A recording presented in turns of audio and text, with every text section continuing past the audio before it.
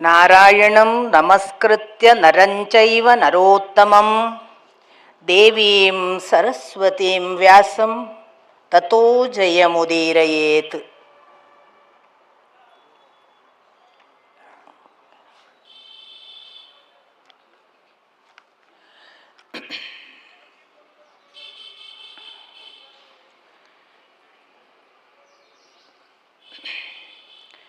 ಪರಮ ಪೂಜ್ಯರಾದ ಶ್ರೀ ರಾಘವೇಂದ್ರ ಸ್ವಾಮೀಜಿಗಳಲ್ಲಿ ಆಶೀರ್ವಾದ ಬೇಡಿ, ನನ್ನ ಹೆತ್ತ ತಂದೆಯ ಪರಮ ಗುರುಗಳಾದ ಶ್ರೀ ಸತ್ಯಧ್ಯಾನರನ್ನು ಕೂಡ ಪ್ರಾರ್ಥಿಸಿ ವಂದಿಸಿ, ನೆರೆದಿರುವ ಎಲ್ಲ ಹಿರಿಕಿರಿಯರ ಪದತಲಕ್ಕೆ ಹಣೆ ಹಚ್ಚಿ ನಮಸ್ಕಾರ.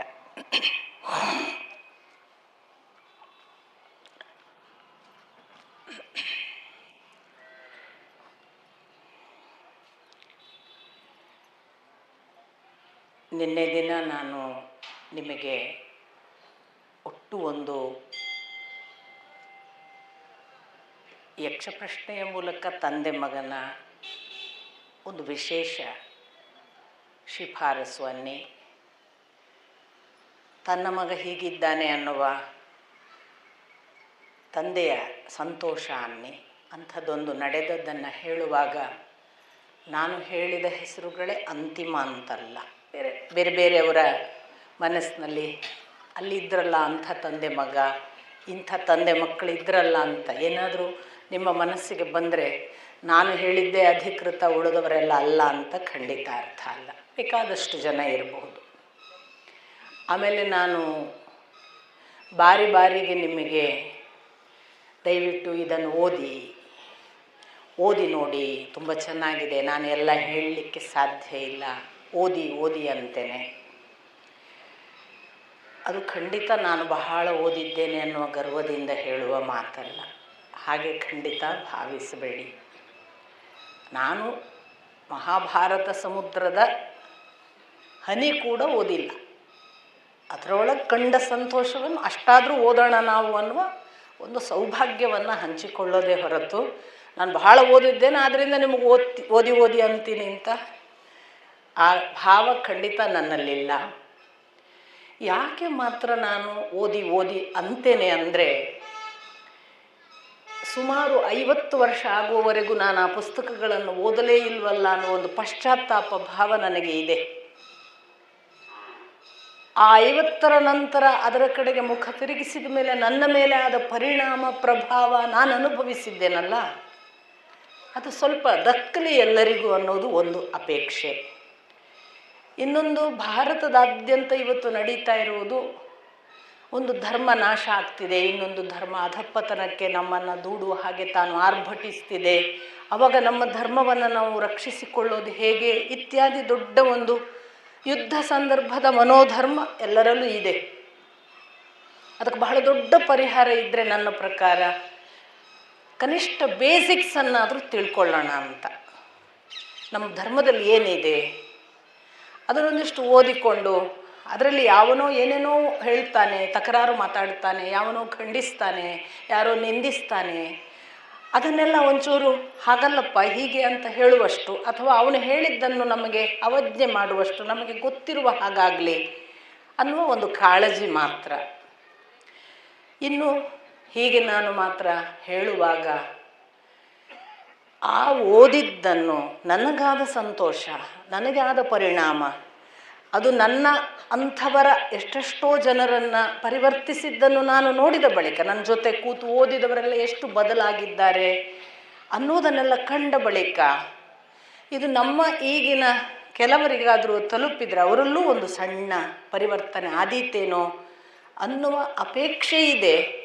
ಏಕಕಾಲಕ್ಕೆ ನಾನು ಇಡೀ ವ್ಯಾಖ್ಯಾನಗಳ ಒಂದು ಮಹಾಸಾಗರದ ಹಾಗೆ ಇರುವ ಧರ್ಮಶಾಸ್ತ್ರವನ್ನು ಬೇರೆ ಬೇರೆ ವಿದ್ವಾಂಸರು ತಾರ್ಕಿಕವಾಗಿ, ಲೌಕಿಕವಾಗಿ, ಭೌತಿಕವಾಗಿ, ಧಾರ್ಮಿಕವಾಗಿ ಎಷ್ಟು ವಿಶ್ಲೇಷಣಾತ್ಮಕವಾಗಿ ಎಲ್ಲ ನೋಡಿದ್ದಾರಲ್ಲ, ಅದು ಯಾವುದೂ ನನಗೆ ಗೊತ್ತಿಲ್ಲ. ಒಂದು ಟೆಕ್ಸ್ಟ್ ಓದುವಾಗ ಒಂದು ಟೆಕ್ಸ್ಟ್ ಕೊಟ್ಟ ಖುಷಿ, ಆ ಖುಷಿಯನ್ನು ನಾನು ನೋಡಿದ ಒಂದೇ ಟೆಕ್ಸ್ಟಿನಲ್ಲಿ ಏನು ಉಂಟೋ ಅಷ್ಟನ್ನು ಮಾತ್ರ, ನನಗೆ ಅಂತಿಮ ಪಾಠವ ಇದು, ಇದನ್ನು ಬಿಟ್ಟರೆ ಬೇರೆ ಪಾಠವಿಲ್ವ ನನಗೆ ಗೊತ್ತಿಲ್ಲ, ನಾನು ಅದರ ಗೋಜಲಿಗೂ ಹೋಗಿಲ್ಲ, ನನ್ನ ದಾರಿಯೇ ಅಲ್ಲ. ನನ್ನ ದಾರಿ ಯಾರು ಸರಿ, ಯಾವ ಪಾಠ ಸರಿ, ಈ ಪಾಠ ತಪ್ಪ, ಅದು ಸರಿಯಾ, ಈ ದಾರಿಯವಳೇ ಅಲ್ಲ ನಾನು. ನನಗೇನು ಅಂದರೆ ಭಗವತ್ ತತ್ವದ ಒಂದು ಆನಂದ ಸಿಗ್ತದಲ್ಲ, ಅದನ್ನು ನಾನು ಹುಡುಕುವವಳು. ಅದನ್ನು ನನಗೆ ಸಿಕ್ಕ ಆನಂದವನ್ನು ಒಂದು ಶಾಲೆಯ ಶಿಕ್ಷಕಿ ಸಂತೋಷದಿಂದ ಓದಿದ್ದನ್ನು ಮಕ್ಕಳಿಗೆ ಹೇಳಲ್ವಾ, ಅಷ್ಟೇ ಹೇಳುವವಳು ನಾನು. ಹಾಗಾಗಿ ಇದರಲ್ಲಿ ಏನು, ಆ ಶಾಲಾ ಶಿಕ್ಷಕಿಗೆ ಪಾಠ ಮಾಡುವಾಗ ಒಂದು ನಾಳೆ ಅವಳಿಗೊಂದು ಸಂಬಳವೋ ಹೊಟ್ಟೆಪಾಡೋ ಇದೆ, ನನಗದೂ ಇಲ್ಲ. ನನಗಿರೋದು ಏಕ ಮಾತ್ರ, ಒಂದು ಭಕ್ತಿ. ಅದು ನಿಮ್ಮಲ್ಲಿ ಸ್ಫುರಿಸಿದರೆ ನನಗೆ ಧನ್ಯತೆ. ಇಷ್ಟು ಓದಿದಾಗ ನನ್ನಲ್ಲಿ ಉಂಟಾದ ಭಕ್ತಿ ಇದೆಯಲ್ಲ, ನನ್ನಲ್ಲಿ ಬೆಳೆದ ಒಂದು ಮಾರ್ಧವತೆ, ಅದು ಭಗವಂತ ನನಗೆ ಕರುಣಿಸಿದ ಹಾಗೆ ಇದನ್ನು ಕೇಳಿದವರಿಗೆ ಕರುಣಿಸಿದರೆ ಅದಕ್ಕಿಂತ ದೊಡ್ಡ ರಿಟರ್ನ್ ನನಗೇನು ಬೇಕು? ಹಾಗಾಗಿ ನಾನು ಅದು ಒಂದು ಕಾರಣಕ್ಕಾಗಿ, ಒಂದು ಶಾಲಾ ಶಿಕ್ಷಕಿ ಹೇಳುವಷ್ಟೇ ಪ್ರಾಮಾಣಿಕವಾಗಿ ಪುಸ್ತಕದಲ್ಲಿ ಏನಿದೆಯೋ ಅದನ್ನು ಹೇಳ್ತಿದ್ದೇನೆ. ಹಾಗಾಗಿ ಇಲ್ಲಿ ನನ್ನದೇನೂ ಇಲ್ಲ.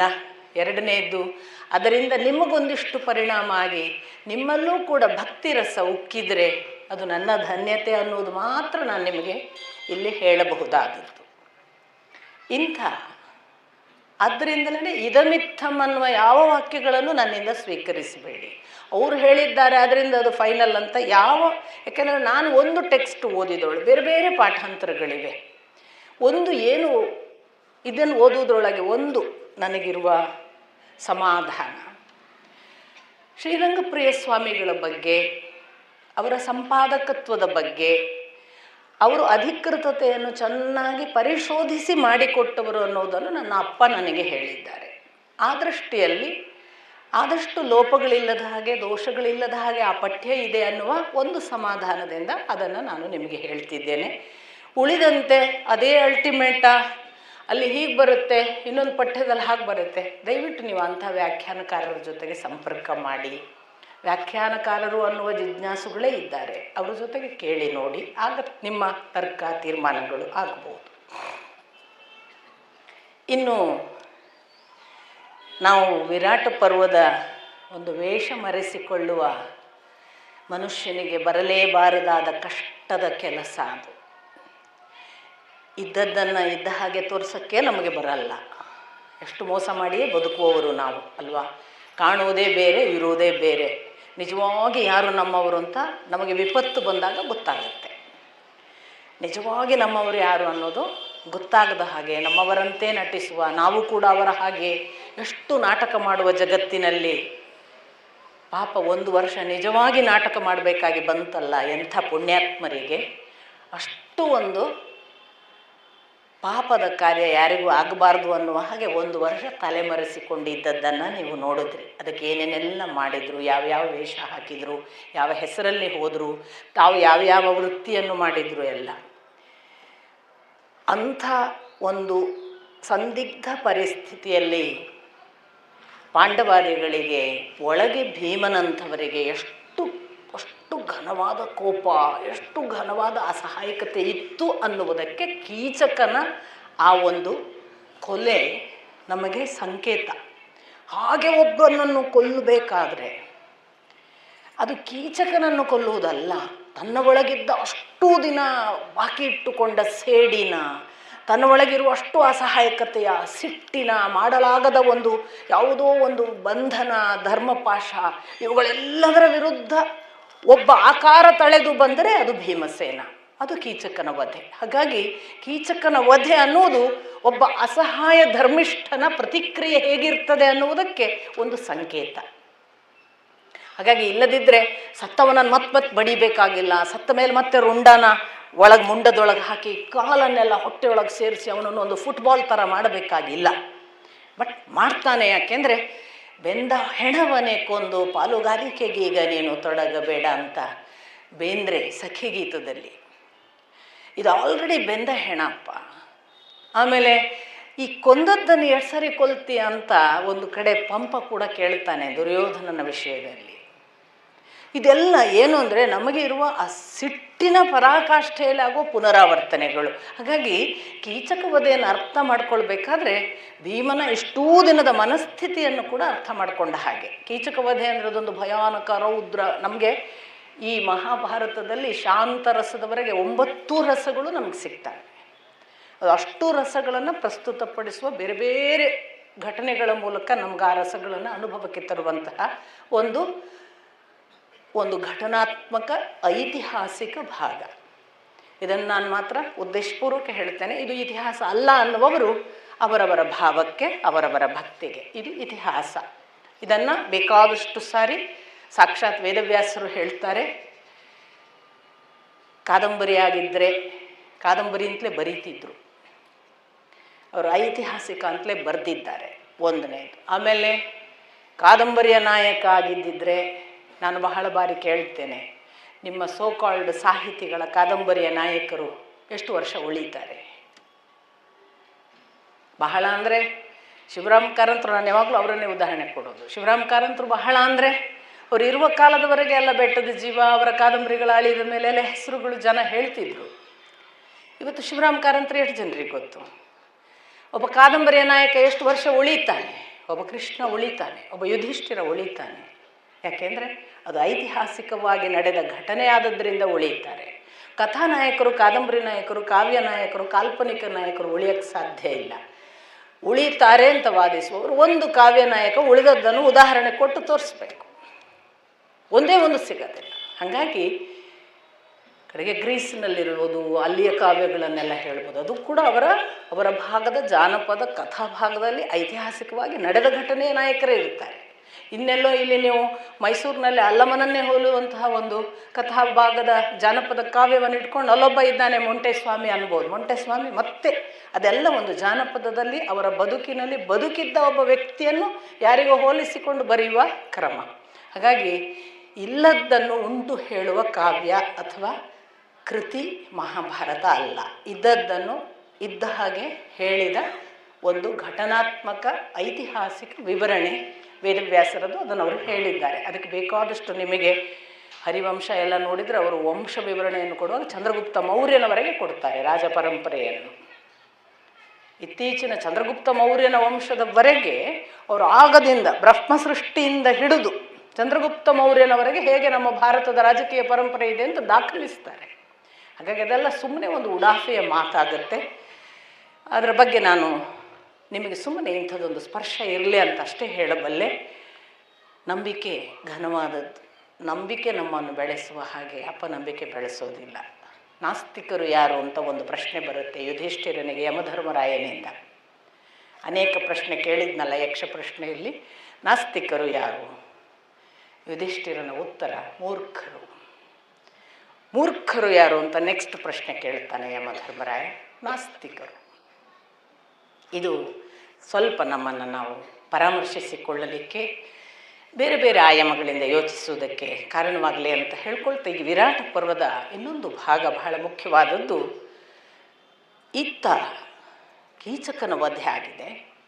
ಅಜ್ಞಾತವಾಸದಲ್ಲಿ ಒಂದು ವೇಳೆ ಇವರು ಸಿಕ್ಕಿಬಿಟ್ರೆ ಮತ್ತೆ ಪುನಃ ಇವರನ್ನು 13 ವರ್ಷ ಕಾಡಿಗೆ ಕಳಿಸಬಹುದು ಅನ್ನುವುದೇ ಲೆಕ್ಕಾಚಾರ ದುರ್ಯೋಧನನದ್ದು. ಹಾಗಾಗಿ ಅವನು ನಿರಂತರ ಪ್ರಯತ್ನ ಪಡ್ತಿದ್ದದ್ದೇ ಗೂಢಚಾರರನ್ನು ಕಳಿಸಿ ಅವರೆಲ್ಲಿದ್ದಾರೆ ಹುಡುಕಿ ಅಂತ. ಗೂಢಚಾರರ ವರದಿ ಬರ್ತದೆ. ಬಂದು ಅವರು ಎಲ್ಲರೂ ಗೂಢಚಾರರು ಬೇರೆ ಬೇರೆ ದಿಕ್ಕುಗಳಿಗೆ ಹೋದವರು ಎಲ್ಲರೂ ಬಂದು ಹೇಳೋದು, ನಮಗೆ ಇದುವರೆಗೂ ಅವರ ಯಾವುದೇ ಗುರುತು ಕುರುಹು ಸಿಕ್ಕಿಲ್ಲ, ಅವರು ಎಲ್ಲಿದ್ದಾರೆ ಗೊತ್ತಿಲ್ಲ, ಬಹುತೇಕ ಅವರು ಇರಲಿಕ್ಕಿಲ್ಲ ಅಂತ ಕೆಲವರದ್ದು. ಕೆಲವರ ಅಭಿಪ್ರಾಯ ಅವರು ಸತ್ತಿರಬಹುದು ಅಂತ, ಕೆಲವರ ಅಭಿಪ್ರಾಯ ಅವರು ಸಮುದ್ರದ ಆಚೆಗೆ ಏನಾದರೂ ಹೋಗಿದ್ದಾರೆ ಏನೋ ಅಂತ, ಇನ್ನು ಕೆಲವರು ಅವರು ಗುಹೆ ಒಳಗಿದ್ದಾರೆ ಏನೋ. ಒಟ್ಟು ಅವರು ನಮಗೆ ಭೂಮಿಯ ಮೇಲೆ ಕಾಣ್ತಿಲ್ಲ. ನಾವು ಸಾಕಷ್ಟು ಹುಡುಕಿದ್ದೇವೆ. ಇದು ಒಂದು ಸುದ್ದಿ. ಎರಡನೇ ಸುದ್ದಿ ನಮಗೆ ಗೊತ್ತಾದದ್ದು ಗೂಢಚರ್ಯೆಯಿಂದ ವಿರಾಟನ ಅರಮನೆಯಲ್ಲಿ ಕೀಚಕನ ವಧೆಯಾಗಿದೆ. ಅಷ್ಟು ಮಾತ್ರ ಅಲ್ಲ, 105 ಜನ ಉಪಕೀಚಕರ ವಧೆ ಕೂಡ ಆಗಿದೆ. ಇದೊಂದು ಸುದ್ದಿ. ಇದೆರಡು ಸುದ್ದಿಗಳನ್ನು ತಂದಿದ್ದೇವೆ ಅಂತ ಗೂಢಚಾರರು ಹೇಳುವಾಗ 2 ಸುದ್ದಿಗಳಿಂದಲೂ ದುರ್ಯೋಧನ ಸಂತುಷ್ಟನಾಗುವುದಿಲ್ಲ. ಅವನು ತಕ್ಷಣ ಹೇಳ್ತಾನೆ, ಹಾಗಾದರೆ ಈಗ ನಾವು ಬೇಗನೆ ಇನ್ನಷ್ಟು ಗೂಢಚಾರರನ್ನು ಸಿದ್ಧ ಮಾಡುವುದು ಒಳ್ಳೆಯದು, ಇನ್ನಷ್ಟು ಕಳಿಸೋದು ಒಳ್ಳೆಯದು. ಯಾಕಂದರೆ ಇನ್ನೇನು ಕೆಲವೇ ದಿನಗಳು, ಅಷ್ಟರೊಳಗೆ ನಮ್ಗೆ ಅವರು ಸಿಗದಿದ್ದರೆ ಮತ್ತೆ ಅವ್ರು ಬಂದುಬಿಡ್ತಾರೆ, ರಾಜ್ಯ ತಗೋತಾರೆ, ನಾವು ಅವರಿಗೆ ಮರಳಿ ಕೊಡಬೇಕಾಗ್ತದೆ. ಅವರಿಗೆ ಮರಳಿ ಕೊಡದ ಹಾಗೆ ಮಾಡಬೇಕು ಅನ್ನುವುದೇ ದುರ್ಯೋಧನನ ಮೊದಲನೆಯ ಲೆಕ್ಕಾಚಾರ. ಹಾಗಾಗಿ ಎಲ್ಲಿದ್ದಾರೆ ಹುಡುಕಿಕೊಂಡು ಬನ್ನಿ. ಅದಕ್ಕೆ ಗೂಢಚಾರರನ್ನು ನೇಮಿಸಬೇಕೋ ಬೇಡವೋ, ಅಥವಾ ನಾವು ಇನ್ನು ಮುಂದಿನ ಹೆಜ್ಜೆ ಏನು, ಎಲ್ಲರೂ ನೀವು ಹಿರಿಯರು ಇದ್ದೀರಿ ಹೇಳಿ ಅಂದಾಗ ದ್ರೋಣಾಚಾರ್ಯರು ಬಹಳ ಸ್ಪಷ್ಟವಾಗಿ ಹೇಳ್ತಾರೆ, ಪಾಂಡವಾದಿಗಳು ಸಾಯುವ ಸಾಧ್ಯತೆಯೇ ಇಲ್ಲ. ಅವರು ಧರ್ಮನಿಷ್ಠರು. ಅವರ ಧರ್ಮನಿಷ್ಠೆ ಇರುವುದರಿಂದಲೇ ಅವರು 12 ವರ್ಷ ಅಷ್ಟು ಕಠೋರ ವನವಾಸವನ್ನು ಮಾಡಿದ್ದಾರೆ. ಬೇರೆ ಯಾರೇ ಆಗಿದ್ದರೂ 12 ವರ್ಷದ ವನವಾಸವನ್ನು ಮಾಡದೆಯೇ ಧರ್ಮವನ್ನು ಮುರಿದು, ತಮ್ಮ ವಾಕ್ ಪ್ರತಿಜ್ಞೆಗಳನ್ನೆಲ್ಲ ಮುರಿದು ನೇರವಾಗಿ ಬಂದು ಯುದ್ಧ ಮಾಡ್ತಿದ್ರು. ಅವರು ಮಾಡಿಲ್ಲ. ಅವರಿಗೆ ಇಂದ್ರನಿಂದ ಆಶೀರ್ವಾದ ಪಡೆದ, ಅರ್ಜುನನಂತಹ ದಿವ್ಯಾಸ್ತ್ರಗಳನ್ನು ಪಡೆದ ಬಹಳ ಬಲಿಷ್ಠ ತಮ್ಮ ಅರ್ಜುನ ಇದ್ದ, ಜೊತೆಗೆ ಅವರಲ್ಲಿ ಭೀಮಸೇನ ಇದ್ದ. ಅವರಿಗೆ ದೊಡ್ಡ ಕಷ್ಟ ಆಗ್ತಿರಲಿಲ್ಲ, ಅವರು ಯುದ್ಧ ಮಾಡಬಹುದಿತ್ತು. ಅವರು ಮಾಡಿಲ್ಲ. ಅವರಿಗೆ ಸಾಕಷ್ಟು ಹಿಂದೆ ಕೃಷ್ಣ ಮೊದಲಾದವರ ಪ್ರೋತ್ಸಾಹ ಇದೆ, ಬೆಂಬಲ ಇದೆ. ಅವರು ಯುದ್ಧ ಮಾಡಲಿಲ್ಲ ಅಂದರೆ ಅದರ ಅರ್ಥ ಅವರು ಗನಿಷ್ಠವಾಗಿ ತಮ್ಮ ಕಷ್ಟವನ್ನು ಸಹಿಸಿಕೊಂಡು ವಾಕ್ಪರಿಪಾಲನೆ ಮಾಡಬೇಕು ಅನ್ನುವ ಧರ್ಮ ನಡೆಸಿದ್ದಾರೆ. ಆದ್ದರಿಂದ 12 ವರ್ಷ ಕಷ್ಟಪಟ್ಟು ಬದುಕಿದವರು 1 ವರ್ಷ ಸಾಯುವ ಪ್ರಯತ್ನ ಮಾಡಲ್ಲ. ಅವರು ಎಲ್ಲಿಯೂ ಇದ್ದಾರೆ, ನಿಮಗೆ ಗೊತ್ತಾಗ್ತಿಲ್ಲ. ಇದು ದ್ರೋಣಾಚಾರ್ಯರ ಕೊಂಡಾಟದ ಮಾತು. ಮುಂದುವರಿದು ಹೇಳುತ್ತಾರೆ, ಇನ್ನಷ್ಟು ಬೇಕಿದ್ದರೆ ಗೂಢಚಾರರನ್ನು ಬಿಟ್ಟು ನೋಡಿ, ಅವರು ಇದ್ದೇ ಇರಬೇಕು, ಅವರು ಸಾಯುವ ಸಾಧ್ಯತೆಯೇ ಇಲ್ಲ. ನನಗೆ ಪಾಂಡವರ ಬಗ್ಗೆ ಪೂರ್ತಿ ಭರವಸೆ ಇದೆ. ತಕ್ಷಣ ಕರ್ಣ ಹೇಳ್ತಾನೆ, ಸಾಕು ಹೊಗಳಿತ್ತು. ಅವರ ಮೇಲ್ಮೈಗಳನ್ನು, ಅವರ ಒಳಿತುಗಳನ್ನು ಹೇಳಿದ್ದನ್ನೇ ಹೇಳಿ, ಕೇಳಿದ್ದನ್ನೇ ಕೇಳಿ ಸಾಕಾಗಿದೆ. ಈಗ ನಮ್ಮ ಕೆಲಸ ಏನು ಅಷ್ಟೇ ಯೋಚನೆ ಮಾಡೋಣ. ಅವರೇನು ಬಹಳ ದೊಡ್ಡದು, ಅವರೆಷ್ಟು ದೊಡ್ಡ ಶ್ರೀಮಂತ ಸಾಹಸಿಗಳಿರಬಹುದು, ನಾವೇನು ಕಡಿಮೆ. ಪದೇ ಪದೇ ಅವರನ್ನೇ ಕೊಂಡಾಡುವುದು ನಿಮಗೆ ಚಾಳಿಯಾಗಿ ಬಿಟ್ಟಿದೆ. ಈಗ ನಾವು ಮಾಡಬೇಕಾದ ಕೆಲಸ ನೀವೇ ಹೇಳಿದ ಹಾಗೆ ಬದುಕಿದ್ದಾರಾದರೆ ಹುಡುಕೋಣ, ಗೂಢಚಾರರನ್ನು ಕಳಿಸುವ ಕಡೆಗೆ ಲೆಕ್ಕಾಚಾರ ಮಾಡೋಣ, ಉಳಿದ ಮಾತುಗಳು ಬೇಡ. ಸರಿ, ಅಷ್ಟರಲ್ಲಿ ಕೃಪಾಚಾರ್ಯರು ಹೇಳ್ತಾರೆ, ಪಾಂಡವರು ದ್ರೋಣಾಚಾರ್ಯರು ಹೇಳಿದ ಹಾಗೆ ಅವರು ಸತ್ತಿಲ್ಲ, ಬದುಕಿದ್ದಾರೆ ಅನ್ನುವುದಕ್ಕೆ ನನ್ನ ಸಹಮತವಿದೆ. ಅವರು ಸಾಯುವವರಲ್ಲ, ಅವರು ಯೋಧರು. ಅವರು ಖಂಡಿತ ತಮ್ಮ ಬದುಕನ್ನು ಇಷ್ಟು ಹೇಡಿಯ ಹಾಗೆ ಮುಗಿಸುವವರಲ್ಲ. ಈಗಾಗಲೇ ದ್ರೋಣಾಚಾರ್ಯರು ಹೇಳಿದ ಹಾಗೆ ಅವರನ್ನು ಹುಡುಕುವುದಕ್ಕೆ ಇನ್ನೂ ಬೇರೆ ಬೇರೆ ಆಯಾಮಗಳ ಗೂಢಚಾರರನ್ನು ನೇಮಿಸಿ, ಈಗ ನೇಮಿಸಿದವರು ಅಷ್ಟು ಸಮರ್ಥರಿರಲಿಕ್ಕಿಲ್ಲ. ಅವರನ್ನು ಹುಡುಕುವ ಬೇರೆ ಮನೋಧರ್ಮದ ಗೂಢಚಾರರನ್ನು ನೇಮಿಸಿ. ಕೃಪಾಚಾರ್ಯರ ಮಾತನ್ನು ಒಪ್ಪಿದ ತಕ್ಷಣ ಇಲ್ಲಿ ಭೀಷ್ಮಾಚಾರ್ಯರ ಮಾತನ್ನು ಕೇಳೋಣ, ಅವರು ಹೇಳಿದ ಹಾಗೆ ಮಾಡೋಣ. ಭೀಷ್ಮಾಚಾರ್ಯರು ಹೇಳ್ತಾರೆ, ನಾನು ದ್ರೋಣಾಚಾರ್ಯರು ಮತ್ತು ಕೃಪಾಚಾರ್ಯರು ಹೇಳಿದ ಮಾತನ್ನು ಒಪ್ಪುತ್ತೇನೆ. ಅವರಿಗೆ ಸಲ್ಲಬೇಕಾದ ನಿಜವಾದ ಕೆಲಸ ಮಾಡಬೇಕಾದಂತಹ ಗೂಢಚಾರರನ್ನು ನೀವು ಬಿಟ್ಟಿಲ್ಲ. ಯಾವ ರೀತಿ ಹುಡುಕಬೇಕು ಗೊತ್ತಾ ಅಂತ ಕೇಳ್ತಾರೆ ಭೀಷ್ಮಾಚಾರ್ಯರು. ಭೀಷ್ಮಾಚಾರ್ಯರದ್ದು ಬಹಳ ಚೆನ್ನಾಗಿದೆ ವಿವರಣೆ. ಯಾವ ರಾಜ್ಯದಲ್ಲಿ ಗದ್ದಲವೇ ಇಲ್ಲವೋ, ಯಾವ ರಾಜ್ಯದಲ್ಲಿ ಎಲ್ಲರೂ ಶಾಂತಿಯಿಂದ ಇದ್ದಾರೋ, ಯಾವ ರಾಜ್ಯದಲ್ಲಿ ಪ್ರತಿಯೊಂದು ಧರ್ಮನಿಷ್ಠವಾಗಿ ಕೆಲಸ ನಡೆಯುತ್ತಿದೆಯೋ ಆ ರಾಜ್ಯದಲ್ಲಿ ಹುಡುಕಿ. ಯಾಕೆಂದರೆ ಎಲ್ಲಿ ಯುಧಿಷ್ಠಿರನಿದ್ದಾನೋ ಅಲ್ಲಿ ಇವೆಲ್ಲ ಇರುತ್ತವೆ. ಇಂಥ ಗುಣಲಕ್ಷಣಗಳನ್ನು ಅವನು ಇಡೀ ರಾಜ್ಯಕ್ಕೆ ಪ್ರಭಾವ ಬೀರಬಲ್ಲ. ಆದ್ದರಿಂದ ಅಂಥ ರಾಜ್ಯದಲ್ಲಿ ಹುಡುಕಿ ನೋಡಿ, ಅವನು ಸಿಗುತ್ತಾನೆ. ಇದು ಒಂದೊಂದು ಕ್ಯಾರೆಕ್ಟರ್ ಅನಾಲಿಸಿಸ್ ಅನ್ನು ಮಾಡುವ ಕ್ರಮ ನೋಡಿ. ಇಷ್ಟು ಹೇಳಿ ಭೀಷ್ಮಾಚಾರ್ಯರು ಹೇಳ್ತಾರೆ, ಕರೆಕ್ಟ್, ನೀವೀಗ ಹೇಳೋದು ಎಲ್ಲರದ್ದು ಅಭಿಪ್ರಾಯ ಸರಿ ಇದೆ. ಗೂಢಚಾರರನ್ನು ಬದಲಿಸಿ ನೋಡಿ, ವಂಚಕರನ್ನು ಗೂಢಚರಿಗೆ ಕಳಿಸಬೇಡಿ. ನಮಗೆ ಪ್ರಾಮಾಣಿಕವಾಗಿ ವರದಿ ಕೊಡುವ ಮತ್ತು ಈ ದೃಷ್ಟಿಯಿಂದ ಹುಡುಕಬಲ್ಲವರು, ರಾಜ್ಯದಲ್ಲಿ ಒಳ್ಳೆಯ ಗುಣಲಕ್ಷಣ, ಒಳ್ಳೆಯ ಧರ್ಮ, ಒಳ್ಳೆಯ ನ್ಯಾಯ, ನೀತಿ, ಶಾಂತಿ ಇರುವಲ್ಲಿ ಹುಡುಕಿ ಅಂಥ ರಾಜ್ಯಗಳಿಗೆ ಕಳುಹಿಸಿ ಅಂದಾಗ ಮತ್ತೆ ಎಲ್ಲರಿಗೂ ಒಂದು ಥರದ ಉರಿ. ಅಂದರೆ ಕರ್ಣನಿಗಾಗಲಿ ದುರ್ಯೋಧನನಿಗಾಗಲಿ ಇವರು ಇಂಥ ಕೊಂಡಾಟದಲ್ಲೇ ಕಾಲಹರಣ ಮಾಡ್ತಾರೆ, ಇವರನ್ನು ಹೊಗಳುವುದೇ ಇವರಿಗೆ ಇಷ್ಟ ಅಂತೆಲ್ಲ ಆಗಲಿ, ನಾವು ನೇಮಿಸ್ತೇವೆ ಗೂಢಚಾರರನ್ನು ಅನ್ನುವಾಗ ತ್ರಿಗರ್ತ ದೇಶದ ಸುಶರ್ಮ ಅಲ್ಲಿ ಕೂತಿರ್ತಾನೆ. ಅವ ಹೇಳ್ತಾನೆ, ಇದು ಈಗ ಬಂದದ್ದು ಇನ್ನೊಂದು ಸುದ್ದಿಯನ್ನು ನೀವು ಯಾರೂ ಗಮನಿಸ್ತಿಲ್ಲ. ಕೀಚಕನಿದ್ದದ್ದರಿಂದ ನಮಗೆ ಮತ್ಸ್ಯ ದೇಶದ ವಿರಾಟ ಎಂದೂ ಸರೆಂಡರ್ ಆಗಿಲ್ಲ, ಅವನು ಕಪ್ಪ ಕಾಣಿಕೆ ಕೊಟ್ಟಿಲ್ಲ. ತ್ರಿಗರ್ತ ದೇಶಕ್ಕೂ ಮತ್ತು ನಿಮಗೂ ಯಾವತ್ತೂ ಕೂಡ ಮತ್ಸ್ಯರಾಜರು ಶರಣಾಗಿಲ್ಲ. ಈಗ ಕೀಚಕರಿಲ್ಲ, ಇದು ಒಳ್ಳೆಯ ಸಮಯ, ನಾವು ಗೋವು ಅಪಹರಣ ಮಾಡೋಣ ಅಂತ ಅವನೊಂದು ಸಲಹೆ ಕೊಡ್ತಾನೆ. ನಾವು ಇತ್ತ ಗೋವು ಅಪಹರಣ ಮಾಡೋಣ, ಆ ಗೋವು ಅಪಹರಣ ಮಾಡುವುದರ ಮೂಲಕ ಒಂದು ರಾಜ್ಯವಶ ಆದ ಹಾಗಾಗತ್ತೆ ಅಂತ. ಈ ಸಲಹೆಯನ್ನು ಕೃಪಾಚಾರ್ಯರು ಮತ್ತೆ ಹೌದು ಇದು ಅವಶ್ಯಕ. ಯಾಕೆ ಅಂದರೆ ಕೃಪಾಚಾರ್ಯರು ಬಹಳ ಒಳ್ಳೆಯ ಒಂದು ಸ್ಟ್ರಾಟಜಿಕಲ್ ರಾಜತಂತ್ರ ಹೇಳ್ತಾರೆ. ಈಗ ವನವಾಸ ಮತ್ತು ಅಜ್ಞಾತವಾಸ ಮುಗಿದಿದೆ. ಇನ್ನೇನು ಕೆಲ ದಿನಗಳಲ್ಲಿ ಅವರು ಅಜ್ಞಾತವಾಸದಿಂದ ಹೊರಗೆ ಬಂದರು ಎಂದರೆ, ಒಂದೋ ನಾವು ಅವರಿಗೆ ರಾಜ್ಯವನ್ನು, ಅರ್ಧ ರಾಜ್ಯವನ್ನು ಬಿಟ್ಟು ಕೊಡುವ ಶಾಂತಿ ಸಂಧಾನ, ಅದಾಗದಿದ್ದರೆ ಅವರು ಯುದ್ಧಕ್ಕೆ ಬರುತ್ತಾರೆ. ಈಗ ನಿಮ್ಮ ನಡೆ ಯಾವುದು ನಿರ್ಣಯ ಮಾಡಿ. ನೀವು ಸಂಧಾನಕ್ಕೆ ಒಪ್ಪಿಕೊಳ್ಳುವುದಾದರೆ ಅವರು ತಾನಾಗಿ ಬರುವುದನ್ನು ಕಾಯೋಣ. ನಿಮಗೆ ಸಂಧಾನ ಬೇಡವಾದರೆ ಏಕಕಾಲಕ್ಕೆ ರಾಜತಾಂತ್ರಿಕವಾಗಿ ಬಲಾಬಲ ನಿರ್ಣಯ ಆಗಬೇಕು. ಬೇಗ ಬೇಗ ನಿಮ್ಮ ರಾಜರುಗಳು ಯಾರು ನಿರ್ಧಾರ ಮಾಡಿ ಅವರನ್ನು ನಿಮ್ಮ ಜೊತೆಗೆ ಸೇರಿಸಿಕೊಳ್ಳಿ. ನಿಮ್ಮ ಪಕ್ಷ ಮೊದಲು ಯುದ್ಧಕ್ಕೆ ಸಿದ್ಧರಾದರೆ ಅವರು ಅತ್ತ ಒಂದು ವೇಳೆ ಬಂದಾಗ ನಿಮಗೆ ಪಾಲು ಕೊಡುವ ಮನಸ್ಸಿಲ್ಲದಿದ್ದರೆ ಅವರು ಯುದ್ಧಕ್ಕೆ ಕರೆದರೆ ನಿಮ್ಮಲ್ಲಿ ಯುದ್ಧ ಸಿದ್ಧತೆ ಇರಬೇಕು ಅಂತ ಕೃಪಾಚಾರ್ಯರು ಹೇಳ್ತಾರೆ. ಸುಶರ್ಮನ ಈ ಮಾತು ಅವರಿಗೆ ಇಷ್ಟ ಆಗುತ್ತೆ. ಇದು ಒಂದು ಹೌದು, ನಮಗೊಂದು ವಿಧಾನ. ಈಗ ಮತ್ಸ್ಯರಾಜರನ್ನು ನಾವು ಒಳ ಮಾಡಿಕೊಳ್ಳೋಣ. ಮುಂದೆ ಕಾಂಡವನ ಅದು ಇದೆಲ್ಲ ಮಾಡಿದವರಿದ್ದಾರೆ, ಅವರು ಭಯಂಕರ ಪರಾಕ್ರಮ, ಅದಾಮೇಲೆ ನೋಡೋಣ. ಅವರು ವನವಾಸದಿಂದ ಬಂದ ನಂತರ 13ನೇ ವರ್ಷದ ಹೊತ್ತಿಗೆ ಒಂದು ವೇಳೆ ಅವರು ಎಲ್ಲ ಮುಗಿಸಿ ಬರುವಾಗ ಯುದ್ಧವೇ ಸಿದ್ಧವಾದರೆ ಆಗ ನಮಗೊಂದು ಮತ್ಸ್ಯ ದೇಶದ ಒಂದು ಸಪೋರ್ಟ್ ಇದ್ದಂಗಾಗುತ್ತೆ, ಹೊರಡೋಣ ಅಂತ ಅವರೆಲ್ಲರೂ ಒಪ್ತಾರೆ. ಭೀಷ್ಮರು ಹೌದು ಅಂತ ಸಹಮತ ವ್ಯಕ್ತಪಡಿಸ್ತಾರೆ. ಹಾಗೆ ಹೊರಡಬೇಕು ಅಂದಾಗ ಹಾಗಾದರೆ ಯಾರೆಲ್ಲ, ಎಲ್ಲರೂ ಹೋಗೋದು ಅಂತ ದ್ರೋಣಾದಿಗಳನ್ನು ಇಟ್ಕೊಂಡು ಎಲ್ಲರೂ. ಆಗ ಸುಶರ್ಮ ಒಂದು ಮಾತು ಹೇಳ್ತಾನೆ, ಎಲ್ಲರೂ ಹೋಗೋದು ಹೌದು, ಎಲ್ಲರೂ ಒಂದೇ ದಿಕ್ಕಿಂದ ಹೋಗೋದು ಬೇಡ. ನಾನು ಇತ್ತ ಒಂದು ಕಡೆಯಿಂದ ಹೋಗ್ತಾನೆ, ಅದು ಎಕ್ಸಾಕ್ಟ್ ಯಾವ ದಿಕ್ಕಿನಿಂದ ಹೋದ ಅಂತಿಲ್ಲ, ಅವರು ಉತ್ತರದಿಂದ ಹೋದರು ಅಂತ ಇದೆ. ಭೀಷ್ಮ, ದ್ರೋಣ, ಕೃಪಾ, ಕರ್ಣ ಮೊದಲಾದವರು ಅತ್ತ ಅಶ್ವತ್ಥಾಮನ ಜೊತೆಗೆ ಉತ್ತರದಿಂದ, ಈಚೆ ಸುಶರ್ಮ ಒಂದಿಷ್ಟು ಕೌರವ ಸೇನೆ ಮತ್ತು ತನ್ನ ಸೇನೆಯ ಜೊತೆಗೆ ಇನ್ನೊಂದು ಕಡೆಯಿಂದ ಗೋವುಗಳನ್ನು ಅಪಹರಿಸುವುದು. ರಾಜನ ಬಹಳ ದೊಡ್ಡ ಸಂಪತ್ತು ಆವಾಗ ಗೋವುಗಳು. ಮೊದಲು ಗೋವನ್ನು, ಆ ಬಳಿಕ ಭೂಮಿಯನ್ನು ಕಸಿದುಕೊಳ್ಳುವ ಕ್ರಮ. ಗೋವು ಅಪಹರಣ ಮಾಡುವ ಸ್ಥಿತಿಗೆ ಬಂದಾಗ ಸುಶರ್ಮನ ಸೇನೆ ಬಂದು ಗೋವುಗಳನ್ನು ಒಂದು ಕಡೆಯಿಂದ ಅಪಹರಣ ಮಾಡುತ್ತೆ. ಈ ಅಪಹರಣದ ಸುದ್ದಿಯನ್ನು ಗೋಪಾಲಕ ಓಡಿ ಬಂದು ಹೇಳ್ತಾನೆ, ನಾವೆಲ್ಲ ಬಹಳ ನಮ್ಮ ಕಡೆಯಿಂದ ಎಷ್ಟು ಸಾಧ್ಯವೋ ಅಷ್ಟು ಹೋರಾಟ ಮಾಡಿದ್ವಿ, ಅವರು ಬಹಳ ಬಲಿಷ್ಠರಿದ್ದಾರೆ, ತಕ್ಷಣ ನಿಮ್ಮ ಸೇನೆ ಹೊರಡಬೇಕು, ಅವರನ್ನು ನೀವು ನಿವಾರಿಸಿಕೊಡಬೇಕು. ಇತ್ತ ವಿರಾಟ ಕೀಚಕ ಇಲ್ಲದಿದ್ದರೆ ದುರ್ಬಲ. ಕೀಚಕ ಉಪಕೀಚಕರು ಇಡೀ ರಾಜ್ಯಭಾರ ನಡೆಸಿದ್ದು. ಇದನ್ನು ನಿಮಗೆ ಅಲ್ಲಿ ಸುಶರ್ಮನ ಮಾತಿನಿಂದಲೂ ಗೊತ್ತಾಗುತ್ತೆ. ಮೊದಲು ಕೀಚಕ ಹೇಳಿದ್ದು ನಿಮ್ಮ ಗಮನಕ್ಕಿದೆ ದ್ರೌಪದಿಯ ಹತ್ರ. ಈ ಕಾರಣದಿಂದ ಇವರು ತಕ್ಷಣ ವಿರಾಟ ಏನು ಮಾಡ್ತಾನೆ, ತನ್ನ ಸೇನೆಯ ಜೊತೆಗೆ ಸಿದ್ಧನಾದವನು ಹೇಗೂ ನಮ್ಮ ಜೊತೆಗೆ ಈ 4 ಇದ್ದಾರಲ್ಲ ಅಂತ ಹೇಳಿ ಯುಧಿಷ್ಠಿರನನ್ನು, ಭೀಮನನ್ನು, ನಕುಲ ಸಹದೇವರನ್ನು ಕರ್ಕೊಳ್ತಾನೆ.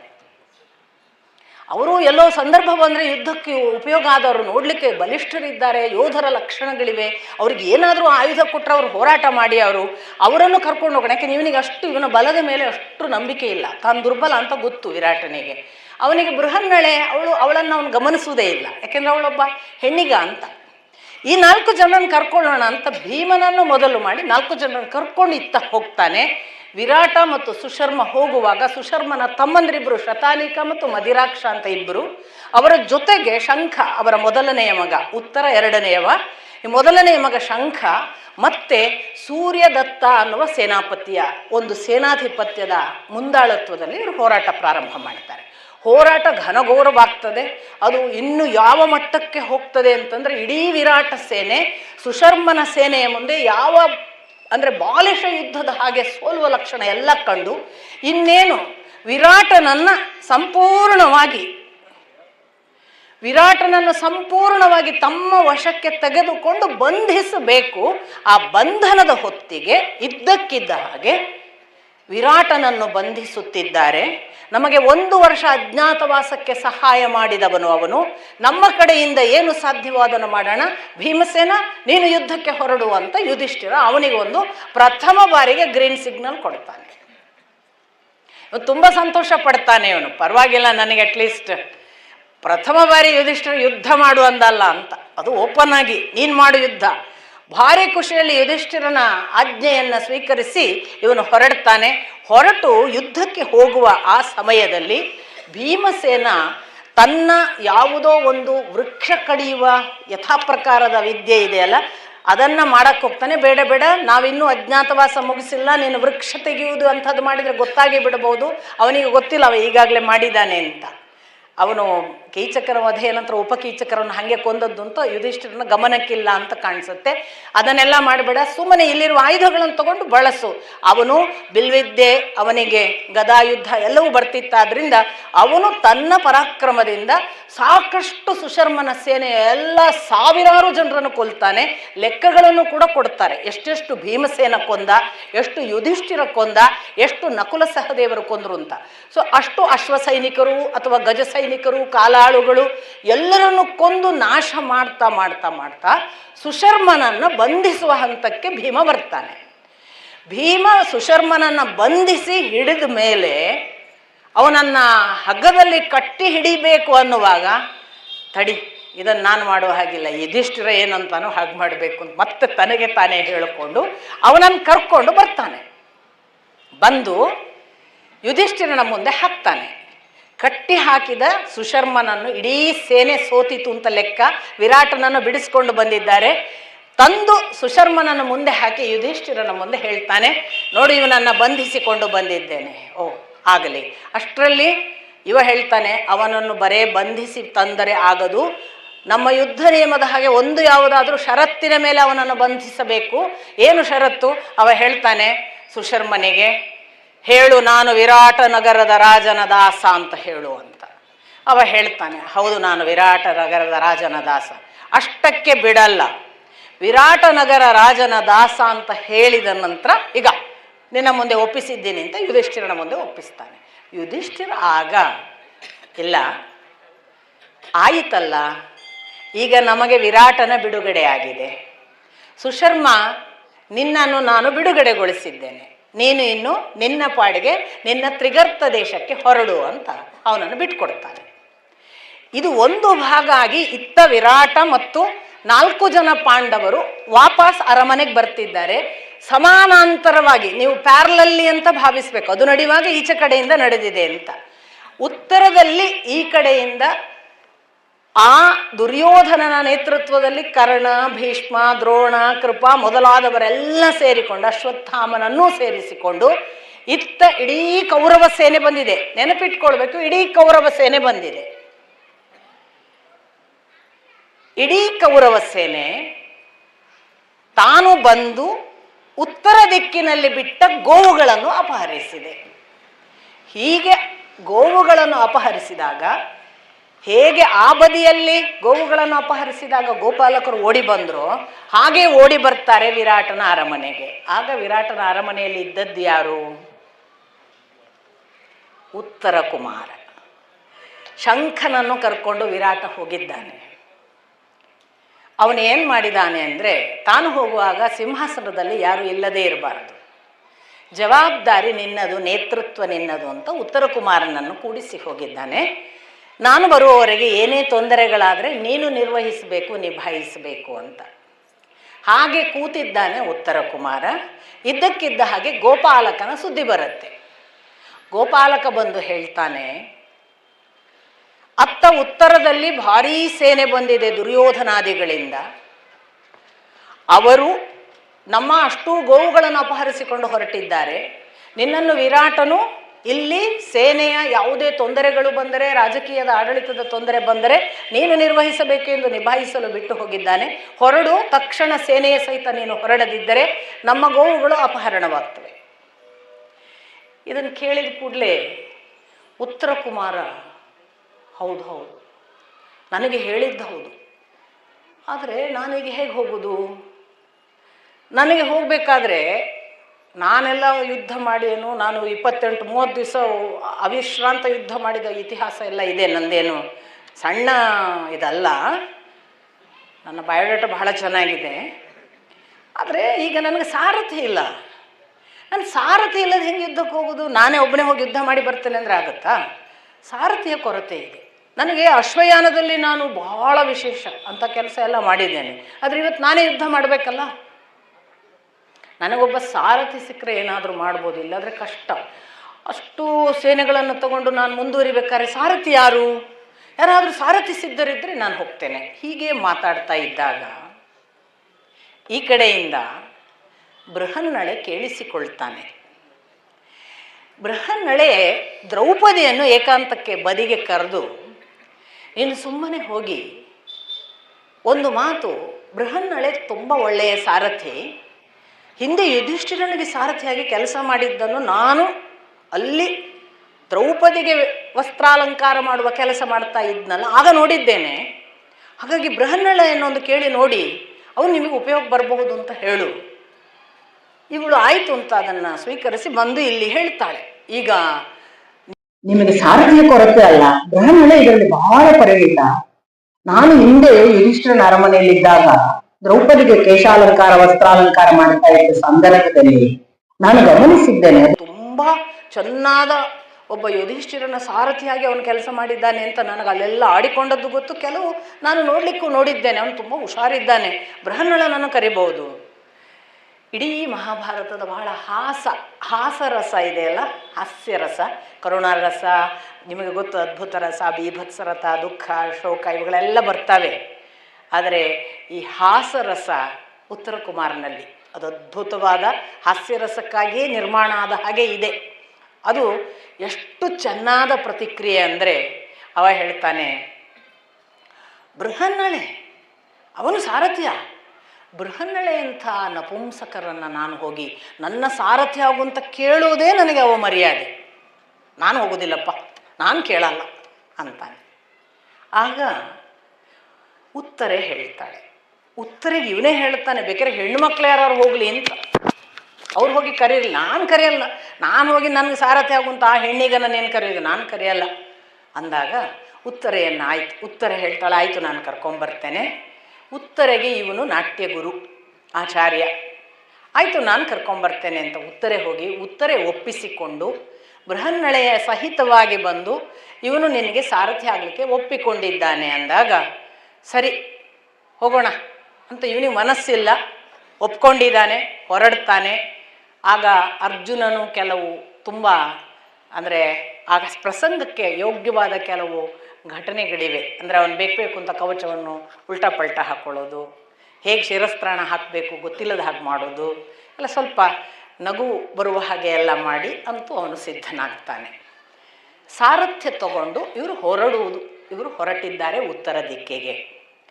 ಬಹಳ ಸುಂದರವಾಗಿ ಇಡೀ ಸೇನೆ ಹೇಗೆ ಬರ್ತಿತ್ತು ಅಂತ ವರ್ಣನೆ ಬರುತ್ತೆ. ಆವಾಗ ಇಡೀ ಸೇನೆ ಅಷ್ಟು ದೂರದಲ್ಲಿ ಹಲವು ಕುದುರೆಗಳ, ಗಜಗಳ, ಸೈನಿಕರ, ಕಾಲಾಳುಗಳ ಎಲ್ಲರ ಹೆಜ್ಜೆಯ ಜೊತೆಗೆ ಧೂಳು ಹೇಗೆ ಎಬ್ಬಿಸ್ಕೊಂಡು ಬರ್ತಿದೆ ಅಂದರೆ, ಆ ಧೂಳು ಇಡೀ ಆಕಾಶ ಮುತ್ತಿ ಮೋಡ ಆಗಿದೆಯೇನೋ ಅನ್ನುವ ಹಾಗೆ ಅಲ್ಲಿಂದ ಅಷ್ಟೂ ಧೂಳಿನ ಸಹಿತ ದೊಡ್ಡ ಸೇನೆ.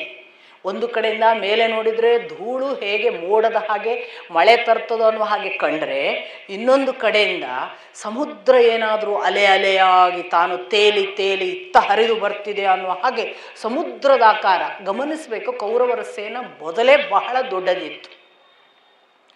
ಅಂಥ ಸೇನೆ ಬರುವಾಗ ಈ ಉತ್ತರ ಕುಮಾರನಿಗೆ ಗಡಗಡ ನಡುಗಲಿಕ್ಕೆ ಶುರುವಾಯಿತು. ಅವನು ಅವರನ್ನು ನೋಡಿ ಹೇಳಿದ, ಇದೇನು ಆಗೋ ಹೋಗೋ ಮಾತಲ್ಲ, ನಿನ್ನನ್ನು ಕಟ್ಕೊಂಡು ನಾನು ಇವರನ್ನು ಗೆಲ್ಲುವುದ, ನಾವು ಹೋಗೋ ಮರೆ, ನಾವು ಬದುಕಿದರೆ ವಾಸಿ ಅಂತ ತಿರುಗಿಸ್ಲಿಕ್ಕೆ ಹೋಗ್ತಾನೆ ಕುದುರೆಯನ್ನು. ಇವನು ಬೇಕಾದಷ್ಟು ಕುದುರೆಯನ್ನು ತಿರುಗಿಸೋದಕ್ಕೆ ನೀನು ಆದೇಶ ಮಾಡಬೇಡ, ನಾನು ನೋಡು ನಿನಗೆ ಸಂಪೂರ್ಣ ಸಹಾಯ, ನೀನು ಎಲ್ಲಿ ಹೇಳ್ತೀಯ ಅಲ್ಲಿ ಕರ್ಕೊಂಡು ಹೋಗ್ತೇನೆ, ನಾನೇ ನಿಂತು ನಿನ್ನನ್ನು ಮುಂದೆ ನಡೆಸುವುದು ನನ್ನದೇ ಜವಾಬ್ದಾರಿ, ಹೆದರದೆ ಧೀರನಾಗಿ ಹೋರಾಡೋದಷ್ಟೇ ಮಾಡು, ನೀನು ನನ್ನ ಮಟ್ಟಿಗೆ ಭಯಪಡಬೇಡ, ನಿನ್ನ ಭಯವನ್ನು ನಿವಾರಿಸಿಕೊಂತೆಲ್ಲ ಎಷ್ಟು ಹೇಳಿದರು. ನೀನು ಈಗ ಕುದುರೆ ತಿರುಗಿಸಿದ್ದೆ ಆಯಿತು, ನನಗೆ ಸಾಧ್ಯ ಇಲ್ಲ, ನಾವು ಅರಮನೆಗೆ ಹೋಗೋಣ, ಬದುಕಿದರೆ ಏನಾದರೂ ಮತ್ತೆ ಸಾಧಿಸ್ಬೋದು, ಸತ್ರ ಏನು ಸಾಧಿಸ್ಲಿಕ್ಕಿದೆ, ಇದು ಹೋಗೋದು ಗ್ಯಾರಂಟಿ ಅಂತ ಇವನದು ಗಲಾಟೆ. ಅವನು ತಿರುಗಿಸು ಅಂತ ಒಂದೇ ಸಮನೆ, ಇವನು ಇಲ್ಲ ಅಂತ, ಇವನೇನು ತಿರುಗಿಸೋದಿಲ್ಲ ಅಂತ ಗೊತ್ತಾಗಿ ಉತ್ತರ ಕುಮಾರ ಜಿಗಿತಾನೆ, ಓಡಕ್ಕೆ ಶುರು ಮಾಡ್ತಾನೆ. ಜಿಗಿದು ಓಡುವಾಗ ಅರ್ಜುನ ಕುದುರೆಯನ್ನು ತನ್ನ ಅಲ್ಲಿಯೇ ಇರುವ ಕಂಬಕ್ಕೆ ಕಟ್ಟಿ, ಅಂದರೆ ಆ ರಥದ ಒಳಗೆ ಇರುವ ಕಂಬಕ್ಕೆ ಕಟ್ಟಿ ತಾನು ಹಾರಿ ಇವನನ್ನು ಹಿಡಿಲಿಕ್ಕೆ ಓಡುತ್ತಾನೆ. ಅರ್ಧ ಸೀರೆಯ, ಅರ್ಧ ಕೆಳಬಟ್ಟೆಯ, ಕಿರೀಟವಿಲ್ಲದೆ ಕೂದಲಿನ, ಕಿರೀಟದ ಹಿಂದೆ ಒಂದಿಷ್ಟು ಕೂದಲು ಹೆಣ್ಣು ಮಕ್ಕಳ ಹಾಗೆ ಇರುವ ಒಬ್ಬ ಓಡುವ ಚಹರೆಯನ್ನು ನೋಡಿ ದೂರದಿಂದ ದ್ರೋಣಾಚಾರ್ಯರು, ಅದು ನೋಡು ಅದು ಅರ್ಜುನ ಅಂತ ಅಷ್ಟು ದೂರದಿಂದ ಗುರುತಿಸ್ತಾರೆ. ಖಂಡಿತಕ್ಕೂ ಅದು ಅರ್ಜುನ. ಅವನ ಓಟ ನೋಡು, ಅವನ ಮೈಕಟ್ಟು ನೋಡು. ಅವನು ಅರ್ಜುನ. ಅವರು ಅಜ್ಞಾತವಾಸದಿಂದ ಹೊರಗೆ ಬಂದಿದ್ದಾರೆ. ಈಗ ಪ್ರಕಟವಾಗುವ ಸಮಯ ಬಂದಿದೆ ಎಂದು ಕಾಣಿಸುತ್ತದೆ. ಅವರನ್ನು ನೋಡಿದರೆ ತಿಳಿಯುತ್ತದೆ ಅದು ಅರ್ಜುನನೆಂಬುದು ಖಚಿತ. ನಾವೀಗ ಅರ್ಜುನನ ಜೊತೆಗೆ ಯುದ್ಧ ಮಾಡಲು ಸಿದ್ಧರಾಗಬೇಕು. ಇದು ಸಾಮಾನ್ಯವಲ್ಲ. ಅವನು ಎಲ್ಲವನ್ನೂ ಬಲ್ಲವನು. ಇಂದ್ರ, ಶಿವ ಮೊದಲಾದವರಿಂದ ಅವನು ಪಡೆದಿರುವ ದಿವ್ಯಾಸ್ತ್ರಗಳು, ಪಾಶುಪತಾಸ್ತ್ರಗಳು, ಬ್ರಹ್ಮಶಿರಾಸ್ತ್ರಗಳು ಯಾವುದಿಲ್ಲ. ಅವನನ್ನು ಎದುರಿಸಲಿಗೆ ಇಂದ್ರನಿಗೆ ಮಾತ್ರ ಸಾಧ್ಯವೋ ಅಥವಾ ಇಂದ್ರನಿಗೂ ಸಾಧ್ಯವಿಲ್ಲ ಅನ್ನುವಷ್ಟು ಮಹಾಬಲಿಷ್ಠನಾದ ಅರ್ಜುನ ಬರುತ್ತಿದ್ದಾನೆ. ನಿಮ್ಮ ಆಟ ಈಗ ನಡೆಯದು. ಸುಮ್ಮನೆ ಯುದ್ಧದ ಮಾತಾಡಬೇಡಿ, ನಿಜಕ್ಕೂ ಸಿದ್ಧರಾಗಿ. ಮತ್ತೆ ತಕ್ಷಣ ಹೇಳ್ತಾರೆ, ನೋಡಿ ಉತ್ಪಾತಗಳು ಕಾಣಿಸುತ್ತಿವೆ. ಇದೇನು ಮೋಡಗಳು ಬರುವ ಹೊತ್ತಲ್ಲ, ಎಂಥ ಮೋಡಗಳು ಸಂಭವಿಸುತ್ತಿವೆ. ಅತ್ತ ನೋಡಿದರೆ ಗುಡುಗಿನ ಸಪ್ಪಳ, ಇನ್ನೇನು ಮಳೆಯ ಸೂಚನೆ ಇದೆ. ಇವೆಲ್ಲವೂ ಕೂಡ ಯಾವುದೋ ಒಬ್ಬ ಮಹಾಬಲಿಷ್ಠ ಪ್ರಕಟವಾಗುವ ಸೂಚನೆ.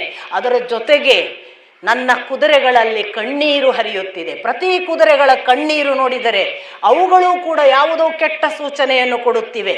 ಹೀಗೆ ಅವರು ಒಂದೇ ಸಮನೆ ಪಾಂಡವರು ಬಹುಶಃ ಹೊರಗೆ ಬರುತ್ತಿದ್ದಾರೆ. ಅವರ ಸಮಯ ಮುಗಿದಿರಬೇಕು. ಅಜ್ಞಾತವಾಸದ ಸಮಯ ಮುಗಿಯಿತೋ ಇಲ್ಲವೋ ಎನ್ನುವುದನ್ನು ಶಾಸ್ತ್ರ ನಿಷ್ಕರ್ಷೆಯ ದೃಷ್ಟಿಯಿಂದ ಭೀಷ್ಮಾಚಾರ್ಯರು ಹೇಳಬೇಕು. ಆದರೆ ಅವರಂತೂ ಪ್ರಕಟವಾಗುತ್ತಿರುವುದು ಸತ್ಯವಾಗಿದೆ. ನಿಮ್ಮ ಗುಣಗಾನ ಸಾಕು, ಕೇಳಿ ಕೇಳಿ ಸಾಕಾಗಿದೆ. ಇದೇ ಪಾಂಡವರನ್ನ, ಇದೇ ಅರ್ಜುನನನ್ನ ಕೊಂಡಾಡುವುದಕ್ಕೆ ನೀವಿರುವುದು. ಮತ್ಯಥ ಪ್ರಕಾರ ಕರ್ಣನಿಗೆ ಸಿಟ್ಟು. ಎಷ್ಟು ಸಿಟ್ಟು ಅಂದರೆ ಅವನೊಂದು ಮಾತು ಹೇಳ್ತಾನೆ, ಯಾವ ಶಾಸ್ತ್ರ ನೀವು ಈಗ ಹೇಳುವುದು, ಯಾವ ಕಾಲಜ್ಞಾನ, ಯಾವ ಅಪಶಕುನದ ಸೂಚನೆ. ಮಳೆ ಬೇಕಾದಾಗ ಇಂದ್ರ ಕರೆಯುತ್ತಾನೆ. ಅಷ್ಟು ಮಾತ್ರ ಅಲ್ಲ, ಮಳೆ ಬೇಕಾದಾಗ ಬರುವ ಹಾಗೆ ಕಣ್ಣೀರು ಕೂಡ ಕುದುರೆಗಳಿಗೆ ಯಾವುದೋ ಕಾರಣಕ್ಕೆ ಬರಬಹುದು. ನಮ್ಮಲ್ಲಿ ಇದ್ದಾರಲ್ಲ ಬಹಳ ಜನ ವಾದ ಮಾಡುವವರು, ಕೋಇನ್ಸಿಡೆನ್ಸ್ ಅಪ್ಪ, ಅದು ಅದಕ್ಕೆ ಇದಕ್ಕೆ ಟ್ಯಾಲಿ ಆಯಿತು, ನೀವೇನು ಅದನ್ನು ಶಾಸ್ತ್ರ ಅಂತೀರ. ಹಾಗೆ ಅವನು ವಾದ. ಇದು ನಡೆಯುತ್ತದೆ. ಇಂಥದನ್ನೆಲ್ಲ ಇಟ್ಟುಕೊಂಡು ಆ ಪಾಂಡವರ ಮುಂದೆ ನಾವು ಸೋಲುವ ಸೂಚನೆ ಅನ್ನುವ ಹಾಗೆ ನಮ್ಮ ಧೈರ್ಯ ಉತ್ಸಾಹಗಳನ್ನು ಕಡಿಮೆ ಮಾಡುತ್ತಿದ್ದೀರಿ. ನಮ್ಮನ್ನು ಪ್ರೋತ್ಸಾಹಿಸುವ ಮಾತು ಆಡುವ ಬದಲು ನಮ್ಮನ್ನು ನಿರ್ವೀರ್ಯರನ್ನಾಗಿ, ನಮಗೆ ಶಕ್ತಿ ಇಲ್ಲ ಅನ್ನುವ ಹಾಗೆ ನಮ್ಮನ್ನು ಕೆಡುಕಾಗಿ ಮಾತನಾಡುವುದೇ ನಿಮ್ಮ ಉದ್ಯೋಗ. ನೀವು ಬಹುಶಃ ಕಾಲಜ್ಞಾನದ ಜ್ಯೋತಿಷ್ಯ ಶಾಸ್ತ್ರ ಹೇಳುವ ಯಾವುದಾದ್ರೂ ಪಂಡಿತರ ಪಟ್ಟಿಯಲ್ಲಿ ಕುಳಿತುಕೊಳ್ಳುವುದಕ್ಕೆ ಯೋಗ್ಯರಿದ್ದೀರಿ. ದ್ರೋಣನಿಗೆ ಹೇಳು, ಯಾವುದಾದ್ರೂ ಪಂಡಿತರ ಪಟ್ಟಿಯಲ್ಲಿ ಕುಳಿತು ನೀವು ಜ್ಯೋತಿಷ್ಯ ಹೇಳುವುದು ಒಳ್ಳೆಯದು. ಇಲ್ಲಿ ಸುಮ್ಮನೆ ಯುದ್ಧ ಮಾಡುವುದಕ್ಕೆ ಬಂದಿದ್ದೀರಿ. ನಮ್ಮನ್ನು, ನಮ್ಮ ಕೆಚ್ಚು ವೀರ್ಯಗಳನ್ನು ಗಮನಿಸದೆ ಮಾತನಾಡುವ ನಿಮಗೊಂದು ಮಾತು ಹೇಳುತ್ತೇನೆ ಕೇಳಿ. ಇಲ್ಲಿರುವ ಅಷ್ಟೂ ವೀರರು ತಾವು ಮರಳಿ ಹೋಗಲಿ, ನಾನೊಬ್ಬ ಸಾಕು. ನಾನೊಬ್ಬನೇ ಅರ್ಜುನನ ಜೊತೆಗೆ ಹೋರಾಡಿ ತೋರಿಸುತ್ತೇನೆ. ಯಾಕೆ ಇಲ್ಲದ ಒಣ ಜಂಭದ ಮಾತುಗಳನ್ನು ಅವರ ಬಗ್ಗೆ ಆಡುತ್ತೀರಿ? ನಿಮಗೇನು ಉದ್ಯೋಗ? ಇದೇ ಉದ್ಯೋಗವೇ? ನೀವೆಲ್ಲರೂ ಹೀಗೆ ಅಂತ ಅಷ್ಟೂ ಜನರನ್ನು ಸೇರಿಸ್ತಾನೆ. ಇಷ್ಟು ಅವನು ಹೇಳಿದ ತಕ್ಷಣ ಕೃಪಾಚಾರ್ಯರು, ನಿನ್ನ ಮಾತು ಸರಿಯಲ್ಲ ಕರ್ಣ, ಅವರು ತ್ರಿಕಾಲ ಜ್ಞಾನಿಗಳು. ದ್ರೋಣಾಚಾರ್ಯರ ಮಾತನ್ನು ಇಷ್ಟು ಕನಿಷ್ಠವಾಗಿ ಮಾತನಾಡುವುದು ಸಲ್ಲದು, ನಿನಗೆ ಯೋಗ್ಯವಲ್ಲ. ಇಷ್ಟಕ್ಕೂ ಮೀರಿ ಅವರು ಹೇಳಿದ್ದೇನು, ನಮಗೊಂದು ಬಲಿಷ್ಠರು ಎದುರಾಗುವ ಸೂಚನೆ ಇದೆ, ನಾವು ಬಲಿಷ್ಠರಾಗಬೇಕು ಎಂದು. ಈ ಎಚ್ಚರ ನಮಗೆ ಹೋರಾಟಕ್ಕೆ ಅವರು ಕೊಟ್ಟ ಬಲ ಅಲ್ಲವೇ? ಇದನ್ಯಾಕಿಷ್ಟು ಕನಿಷ್ಠವಾಗಿ ಮಾತನಾಡುತ್ತಿ? ಇದು ನಿನಗೆ ಯೋಗ್ಯವಲ್ಲ. ಈಗ ನಾವು ಮಾಡಬೇಕಾದದ್ದು ಎರಡೇ. ಒಂದು, ಅಜ್ಞಾತವಾಸ ಮುಗಿದಿದೆಯಾ ನಿಷ್ಕರ್ಷಿಸುವುದು. ಅಜ್ಞಾತವಾಸ ಮುಗಿದು ಅವರು ಹೊರಗೆ ಬಂದದ್ದು ಹೌದು ಎಂದಾದರೆ ಯುದ್ಧಕ್ಕೆ ಸಿದ್ಧರಾಗುವುದು. ಇಲ್ಲವೆಂದಾದರೆ ಅಜ್ಞಾತವಾಸಕ್ಕೆ ಮೊದಲೇ ನಮಗೆ ಕಾಣಿಸಿಕೊಂಡಿದ್ದೀರಿ ಎಂದು ಅವರನ್ನು ನಿಲ್ಲಿಸಿ ಮತ್ತೆ 13 ವರ್ಷದ ವನವಾಸಕ್ಕೆ ಕಳಿಸುವುದು. ಇದೆರಡರ ಬಗ್ಗೆ ಮಾತ್ರ ಯೋಚನೆ ಮಾಡು. ಉಳಿದದ್ದು ನಿನ್ನ ಮಾತಲ್ಲ, ಯೋಗ್ಯವೂ ಅಲ್ಲ. ಅಶ್ವತ್ಥಾಮ ಕಿಡಿ ಕಿಡಿ ಆಗ್ತಾನೆ. ನಮ್ಮ ಅಪ್ಪನನ್ನು ಏನೆಂದು ಭಾವಿಸಿದ್ದೆ? ಅಷ್ಟು ಕನಿಷ್ಠವಾಗಿ ಮಾತನಾಡುವುದಕ್ಕೆ ನಿನಗೆ ಯಾವ ಹಕ್ಕು?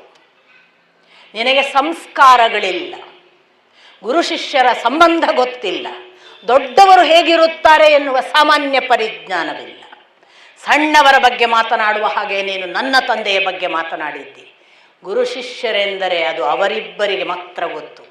ಆಚಾರ್ಯನಾಗಿ ದ್ರೋಣಾಚಾರ್ಯರಿಗೆ ತನ್ನ ಶಿಷ್ಯ ಕಾಣಿಸಿದ್ದರ ಆ ಕುರುಹುಗಳನ್ನು ಅವರು ನಮ್ಮ ಮುಂದೆ ಹೀಗೆ ಬಿತ್ತರಿಸಿ ಇಟ್ಟರೆ ನಿನಗೆ ಯಾಕೆ ಸಿಟ್ಟು? ಪ್ರತಿಯೊಬ್ಬ ಗುರುವಿಗೂ ಮಗನನ್ನು ಬಿಟ್ಟರೆ ಶಿಷ್ಯನೇ ಪ್ರಿಯ. ಆದ್ದರಿಂದಲೇ ಅವರು ಹಾಗೆ ಹೇಳಿದ್ದಾರೆ. ನಿನಗೆಲ್ಲಿ ತಿಳಿಯಬೇಕು ಅನಾಗರಿಕನಿಗೆ ಇಂಥ ಸುಸಂಸ್ಕೃತ ಬದುಕು?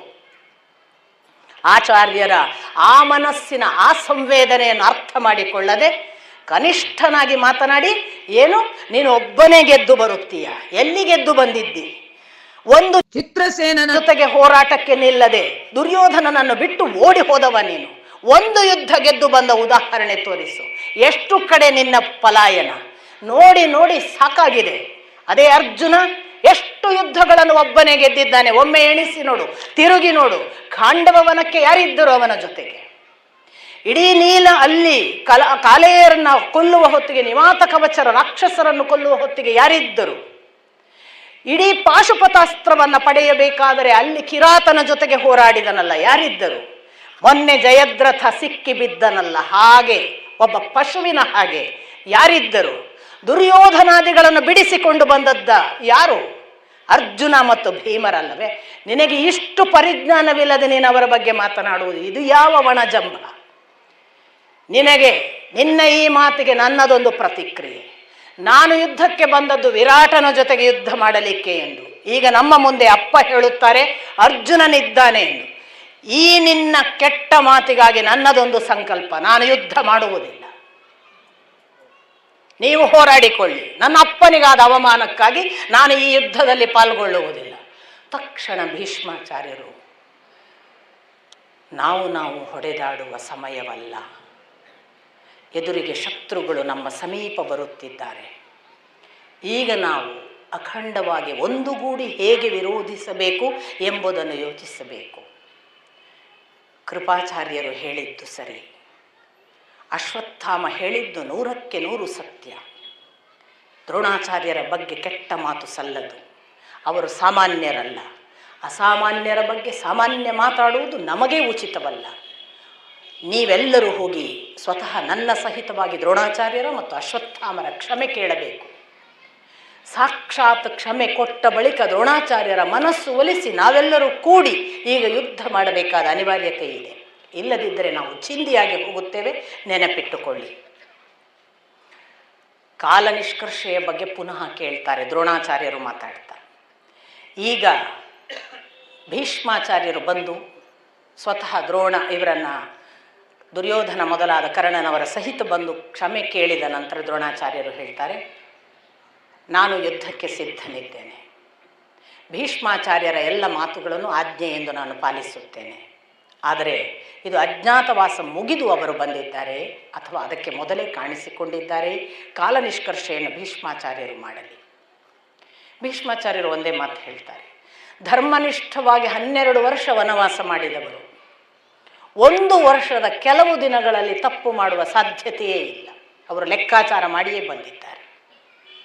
ಇಷ್ಟು ಧರ್ಮ ಪಾಲಿಸಿದವರಿಗೆ ಕೆಲವು ದಿನಗಳ ತಪ್ಪು ಮಾಡುವ ಗೋಜಲು ಖಂಡಿತ ಬರುವುದಿಲ್ಲ. ಅವರು ಮಾಡುವುದಿದ್ದರೆ 12 ವರ್ಷದ ವನವಾಸದ ಮಧ್ಯಭಾಗದಲ್ಲೇ ಬಂದು ಮಾಡಬಹುದಿತ್ತು, ಮಾಡಿಲ್ಲ. ಯುದ್ಧ ಮಾಡುವ ಎಲ್ಲ ಸಾಧ್ಯತೆ ಇತ್ತು, ಮಾಡಿಲ್ಲ. ಆದ್ದರಿಂದ ಈಗ ಕಾಲ ನಿಷ್ಕರ್ಷೆಯ ದೃಷ್ಟಿಯಿಂದ ಕೂಡ ಅವರು ಸರಿ ಇದ್ದಾರೆ ಎಂದು ಭಾವಿಸಿಕೊಂಡೇ ಅವರು ಅಜ್ಞಾತವಾಸ ಮುಗಿಸಿ ಬಂದ ಶತ್ರುಗಳೆಂದೇ ನಂಬಿಕೊಂಡು ನಾವು ಯುದ್ಧ ಮಾಡಬೇಕು, ನನ್ನ ಮಾತು ಕೇಳಿ ಅಂತ ಹೇಳಿ, ದುರ್ಯೋಧನ ನೀನು ಕಾಲು ಸೇನೆಯ ಜೊತೆಗೆ ಗೋವುಗಳನ್ನು ಕೊಟ್ಟು ಕಳುಹಿಸು ನಿನ್ನ ಅರಮನೆಗೆ, ದಕ್ಷಿಣ ದಿಕ್ಕಿಗೆ ಹೋಗಲಿ. ಇನ್ನು ಕಾಲು ಸೇನೆಯ ಜೊತೆಗೆ ನೀನು ಹಿಂದೆ ನಡೆ, ನೀನು ಇರಬೇಡ. ಮುಂದೆ ನಾನು ರಚಿಸುವ ವ್ಯೂಹದಲ್ಲಿ ಮುಂದೆ ಕರ್ಣನಿರಲಿ, ಎಡಭಾಗಕ್ಕೆ ಅಶ್ವತ್ಥಾಮ, ಬಲಕ್ಕೆ ಕೃಪಾಚಾರ್ಯರು, ಮಧ್ಯ ದ್ರೋಣ, ನಾನು ಹಿಂದೆ ಇರುತ್ತೇನೆ. ನಾವು ಇಂಥದೊಂದು ವ್ಯೂಹ ರಚಿಸಿ ಆ ಅರ್ಜುನನಿಗೆ ಎದುರಾಗಬೇಕು, ಬೇರೆ ದಾರಿ ಇಲ್ಲ. ಎಲ್ಲರೂ ಒಪ್ತಾರೆ, ಅಷ್ಟು ಮಂದಿ ಏಕಕಂಠದಿಂದ ಅಶ್ವತ್ಥಾಮನನ್ನು ಒಲಿಸಲಾಗ್ತದೆ. ಇಷ್ಟಾಗುವಾಗ ಈ ಕಡೆಯಿಂದ ಓಡ್ಕೊಂಡು ಹೋದವನನ್ನು ಹಿಡಿದಿದ್ದಲ್ಲ, ಬಾರಪ್ಪ ಬಾ, ಇಲ್ಲ ನಂಗೆ ಸಾಧ್ಯವಿಲ್ಲ ಅಂತೀವ. ಕಡೆಗೆ ಅವನು ಹೇಳ್ತಾನೆ, ನೀನು ಹೆದರಬೇಡ, ನೀನೊಂದು ಕೆಲಸ ಮಾಡು, ನೀನು ಸಾರಥಿಯಾಗು, ನಾನು ಯುದ್ಧ ಮಾಡ್ತೇನೆ. ಇವನಿಗೆ ಇನ್ನೂ ಕಂಗಾಲು, ನೀನು ಯುದ್ಧ ಮಾಡುವುದಾ? ನೀನು ಬಾ ಯಾವುದಕ್ಕೂ ಮೊದಲು ಶಮಿ ವೃಕ್ಷದ ಕಡೆಗೆ ಹೋಗುವ ಅಂತ ಶಮಿ ವೃಕ್ಷದ ಕಡೆ ಕರ್ಕೊಂಡು ಹೋಗ್ತಾನೆ. ಉತ್ತರನ ಹತ್ರ ಹೇಳ್ತಾನೆ, ಆ ಮೇಲಿರುವ ಗಂಟನ್ನು ಕಟ್ಟಿದ್ದನ್ನು ಇಳಿಸು ಅಂತ. ಇಳಿಸು ಅಂದರೆ ಅವರ ಶಸ್ತ್ರಾಸ್ತ್ರಗಳೆಲ್ಲ ಕಟ್ಟಿಟ್ಟದ್ದು ನಿಮಗೆ ಗೊತ್ತಿದೆ. ಇಳಿಸ್ತಾನೆ. ಇಳಿಸುವಾಗ ಅವನು ಒಂದೊಂದೊಂದೊಂದು ಅದರದ್ದು ಗುರುತುಗಳನ್ನು ಹೇಳ್ತಾನೆ. ಇದರಲ್ಲಿ ಇಂಥ ಸ್ವರ್ಣ ಇದೆ, ಇಂಥ ಬಣ್ಣ ಇದೆ, ಇಂಥ ಗಿಣ್ಣು ಇದೆ, ಇಂತಿಂಥ ಅದರಲ್ಲಿ ಆ ರೇಖೆಗಳಿವೆ, ಇದು ಯಾರದ್ದು, ಇದು ಯಾರದ್ದು, ಇದು ಯಾವುದು, ಒಂದೊಂದೊಂದೊಂದೇ. ನಿಧಾನಕ್ಕೆ ಪ್ರಥಮ ಬಾರಿಗೆ ನೋಡು, ಅದು ಪಾಂಡವರ ಶಸ್ತ್ರಾಸ್ತ್ರ ಮತ್ತು ನಾನು ಅರ್ಜುನ ಅಂತ ಡಿಸ್ಕ್ಲೋಸ್ ಮಾಡ್ತಾನೆ. ನಾನು ಬಹಳ ಬಾರಿ ಹೇಳುವುದಿದೆ, ಡ್ರೈವರಿಗೆ ಗುಟ್ಟು ಗೊತ್ತಿಲ್ಲದೆ ಇರೋದಿಲ್ಲ ಅಂತ. ಜಗತ್ತಿನ ಬೆಸ್ಟ್ ಬಿಸ್ನೆಸ್ ಮನ್, ಜಗತ್ತಿನ ಟಾಪ್ ಲೀಡರ್ಸ್ ಎಲ್ಲರಿಗೂ ಒಬ್ಬ ಕಾನ್ಫಿಡೆನ್ಷಿಯಲ್ ಡ್ರೈವರ್ ಇರ್ತಾನೆ. ಆ ಡ್ರೈವರಿಗೆ ಹೆಂಡತಿಗೆ ಗೊತ್ತಿಲ್ಲದ ರಹಸ್ಯಗಳೆಲ್ಲ ಗೊತ್ತಿರ್ತವೆ. ಹಾಗಿದ್ದಾಗ ಮಾತ್ರ ಅವನು ನಿಜವಾದ ಡ್ರೈವರ್. ಯಾಕೆ ಗೊತ್ತಾ? ಡ್ರೈವರ್ ಅಂದರೆ ಯಾರು? ಮುಂದೆ ಕೂತು ತಾನು ಮೊದಲು ಪ್ರಾಣ ಕೊಟ್ಟು ಹಿಂದಿನವರನ್ನು ರಕ್ಷಿಸ್ತೇನೆ ಅಂತ ಸಂಕಲ್ಪ ಮಾಡುವವ. ನಾನು ಬದುಕಲಿ, ನನ್ನ ಓನರ್ ಹೋಗಲಿ ಅಂತ ಅವ ಎಂದೂ ಡ್ರೈವ್ ಮಾಡೋದಿಲ್ಲ. ಸಾರಥಿ ಅಂದರೆ ಪ್ರಾಣ ಕೊಡಲಿಕ್ಕೆ ಸಿದ್ಧನಿದ್ದವ. ಅದಕ್ಕೆ ಅರ್ಜುನನಿಗೆ ಕೃಷ್ಣ ಸಾರಥಿ ಆದದ್ದು. ಅದಕ್ಕೆ ಸಂಜಯನೆಂಬ ಸಾರಥಿಯನ್ನು ವೇದವ್ಯಾಸರು ದಿವ್ಯ ದೃಷ್ಟಿ ಕೊಟ್ಟು ಅನುಗ್ರಹಿಸಿತು. ಸಾರಥಿಗಲ್ಲದೆ ಇನ್ಯಾರಿಗೂ ಒಬ್ಬ ಮಹಾರಾಜನ ಸಕಲ ದೌರ್ಬಲ್ಯ, ಸಕಲ ರಹಸ್ಯ, ಸಕಲ ಬಲ, ಸಕಲ ಸಂಗತಿಗಳು ಗೊತ್ತಿರುವ ಬೇರೊಬ್ಬ ವ್ಯಕ್ತಿ ಇರೋದಿಲ್ಲ. ಅವನು ಒಳ್ಳೆಯ ಸಾರಥಿ ಆಗಬೇಕಾದ್ರೆ ಅವನ ಇನ್ನರ್ ಮೋಸ್ಟ್ ರಹಸ್ಯವನ್ನು ಹೇಳಬೇಕು. ಅವನು ಬಿಟ್ಕೊಡಲ್ಲ, ಆಮೇಲೆ ಎಂದಿಗೂ ಬಿಟ್ಕೊಡಲ್ಲ. ಅದಕ್ಕೆ ನಾನು ಉದಾಹರಣೆ ಕೊಡ್ತೇನೆ. ಪುನೀತ್ ರಾಜ್ಕುಮಾರ್ ಸತ್ ಕೂಡಲೇ ಮೊದಲು ಹೋಗೋದು ಡ್ರೈವರನ್ನು ಇಂಟರ್ವ್ಯೂ ಮಾಡೋಕ್ಕೆ, ಹೆಂಡತಿನ ಆಮೇಲೆ. ಸತ್ಯಗಳು ಅವ್ರಿಗೆ ಗೊತ್ತಿರುವಷ್ಟು ಇನ್ಯಾರಿಗೂ ಗೊತ್ತಿಲ್ಲ. ಅದಕ್ಕೇನೆ ಅರ್ಜುನ ಮೊದಲು ಅವನನ್ನು ಕಾನ್ಫಿಡೆನ್ಸಿಗೆ ತಗೊಳ್ಳೋಕ್ಕೆ ತನ್ನ ರಹಸ್ಯವನ್ನು ಇಡೀ ಜಗತ್ತಿಗೆ ಇನ್ನೂ ಗೊತ್ತಿಲ್ಲ. ನಾವು ಪಾಂಡವರು, ನಾವು ಅಜ್ಞಾತವಾಸ ಮುಗಿಸಿದ್ದೀವಿ, ಯಾರಿಗೂ ಹೇಳಿಲ್ಲ. ಫಸ್ಟ್ ಟೈಮ್ ಹೋಗಿ ತನ್ನ ಸಾರಥಿಗೆ ಹೇಳ್ತಾನೆ. ಕಾನ್ಫಿಡೆನ್ಸ್ ಮೊದಲು ಕ್ರಿಯೇಟ್ ಮಾಡಬೇಕು. ಸಾರಥಿ ಇಲ್ಲದ್ರೆ, ಸಾರಥ್ಯ ಇಲ್ಲದೆ ಯುದ್ಧವೇ ಸಾಧ್ಯ ಇಲ್ಲ. ಏನು ಸೈಕಾಲಜಿಯನ್ನೆಲ್ಲ ಗಮನಿಸ್ತಾರೆ ನೋಡಿ. ಸೊ ಫಸ್ಟ್ ಅವನಿಗೆ ಅದನ್ನು ಹೇಳ್ತಾನೆ. ಇವ ನಂಬಬೇಕಲ್ಲ, ಅರ್ಧ ಸೀರೆ ಅರ್ಧ ಅಂಗಿಯಲ್ಲಿದ್ದಾನೆ, ಇವನನ್ನು ಹೆಂಗೆ ಇವ ಪಾಂಡವ ಅಂತ, ಇವ ಅರ್ಜುನ ಅಂತ ಹಿಂಗೆ ಒಪ್ಪೋದು. ಅವ ಹೇಳ್ತಾನೆ, ಹೇಗೆ ನಿನ್ನನ್ನು ನಾನು ನಂಬುದು? ನೀನೊಂದು ಕೆಲಸ ಮಾಡು, ನನಗೆ ಯಾರೋ ಹೇಳಿದ್ರು ಅರ್ಜುನನಿಗೆ 10 ಹೆಸರು ಉಂಟು ಅಂತ, ನೀನು ಹೇಳು ನೋಡು ಅಂತ. ಇವನು ಪರೀಕ್ಷೆ ಮಾಡೋದು ನೋಡಿ ಉತ್ತರ ಕುಮಾರ.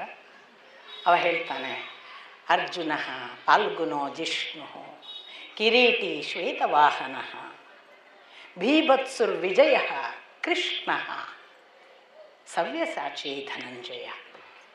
ಅಷ್ಟು 10 ಹೆಸರು ಹೇಳ್ತಾನೆ. ಇವನಿಗೆ ಒಂದು ಅನುಮಾನ, ಪುನಃ 10 ಹೆಸರು ನಂಗೆ ಗೊತ್ತಿಲ್ವಾ? ಹಾಗೆ ಇವನಿಗೆ ಗೊತ್ತಿರ್ಬೋದು. ಪಾಂಡವನೇ ಅಂತ ಅರ್ಜುನನೇ ಅಂತ ಹೇಗೆ ಹೆಸರು ಹೇಳಿದ್ಗಳು ಹೇಗೆ ತೀರ್ಮಾನ ಮಾಡೋದು? ನೋಡು, 10 ಹೆಸರು ಹೇಗೆ ಬಂತು? ನಂಗೆ ಒಂಚೂರು ವಿವರಣೆ ಕೊಡು. ನಿನಗೆ ಆ 10 ಹೆಸರು ಬರಲಿಕ್ಕೆ ಕಾರಣ ಕೊಡು. ಬೇರೇನಿಲ್ಲ, ನಂಗೆ ಸ್ವಲ್ಪ ನೀನು ಅವನೇ ಅಂತ ಅನುಮಾನ ಉಂಟು, ಖಚಿತ ಮಾಡಬೇಕು.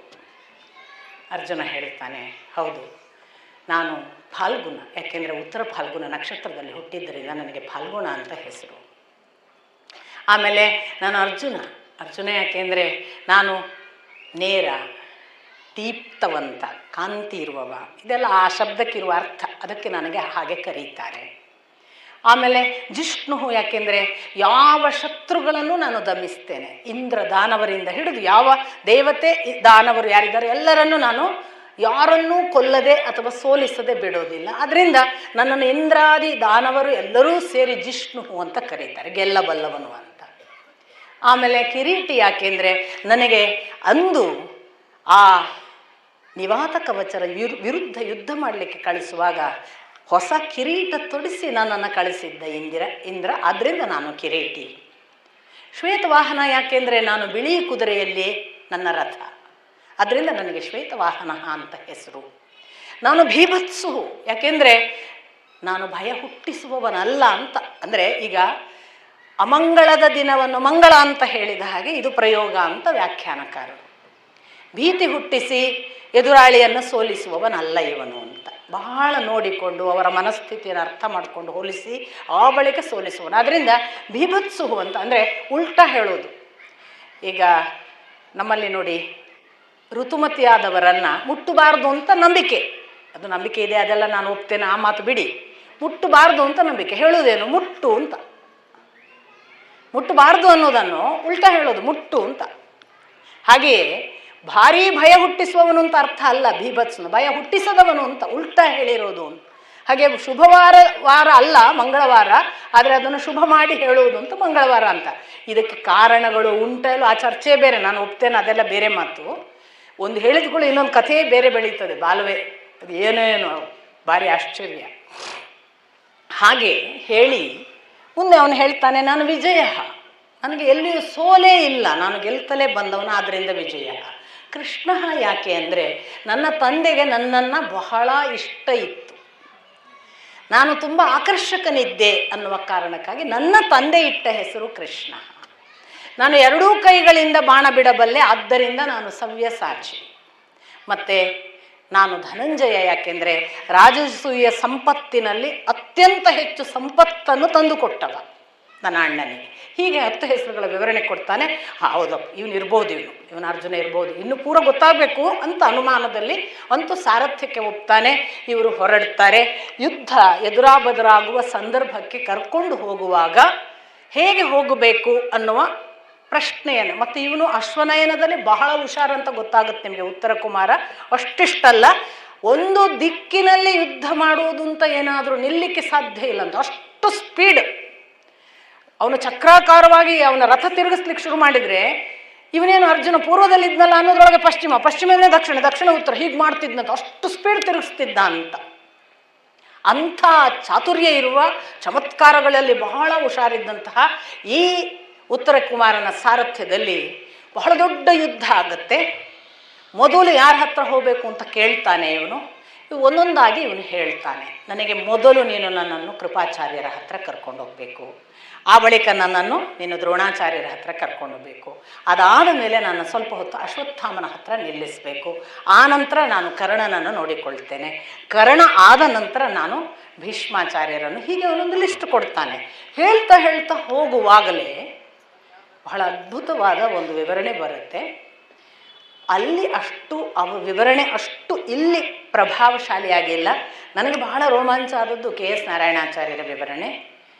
ಅರ್ಜುನ ಹೊರಟಾಯಿತು ಯುದ್ಧಕ್ಕೆ, ಹೋರಾಟ ಮಾಡಲಿಕ್ಕೆ ಎದುರಿಗೆ ನಿಂತಿದ್ದಾರೆ ಸಾಕ್ಷಾತ್ ಗುರುಗಳು. ಗುರುಗಳ ವಿರುದ್ಧ ಹೋರಾಡುವುದು ಈಗ ಪ್ರಥಮ ಅವನು. ಈಗ ಗುರುಗಳ ವಿರುದ್ಧ ಹೋರಾಡಬೇಕಾದ್ರೆ ಯುದ್ಧ ನಿಯಮ ಹೇಗೆ? ಮೊದಲು ಇಳಿದು ಅವರಿಗೆ ನಮಸ್ಕರಿಸಿ ಆಶೀರ್ವಾದ ತಗೊಂಡು ಯುದ್ಧಕ್ಕೆ ಹೊರಡಬೇಕು. ಆದರೆ ಪಾಪ ಅರ್ಜುನನಿಗೆ ಆ ಸೌಕರ್ಯ ಇಲ್ಲ. ಅವನ ಅಜ್ಞಾತವಾಸವನ್ನು ಇನ್ನೂ ಎಲ್ಲರಿಗೂ ಬಿಟ್ಟು ಕೊಟ್ಟಿಲ್ಲ, ಅದೇ ಬಟ್ಟೆಯಲ್ಲಿದ್ದಾನೆ. ಈಗ ಅವನು ತನ್ನ ಕರ್ತವ್ಯವನ್ನು ತಾನು ಧರ್ಮವಾಗಿ, ಗುರುಧರ್ಮ ಏನು, ನಮಸ್ಕರಿಸಿ ಆಶೀರ್ವಾದ ಪಡೆದು ಯುದ್ಧ ಮಾಡುವುದನ್ನು ಹೇಗೆ ಮಾಡುವುದು? ತಾನು ತನ್ನ ಪಾಡಿಗೆ ಧನುಸ್ಸು ತೆಗೆದುಕೊಂಡು ಬಾಣಗಳಿಗೆ ನಮಿಸಿ ಹೀಗೆ ಬಾಣ ಸೆಳೆದು ಆ ದ್ರೋಣಾಚಾರ್ಯರ ಪಾದದ ಕಡೆಗೆ 2 ಬಾಣಗಳನ್ನು ಬಿಟ್ಟನಂತೆ. ಬಾಣಮುಖೇನ ನಮಸ್ಕಾರ.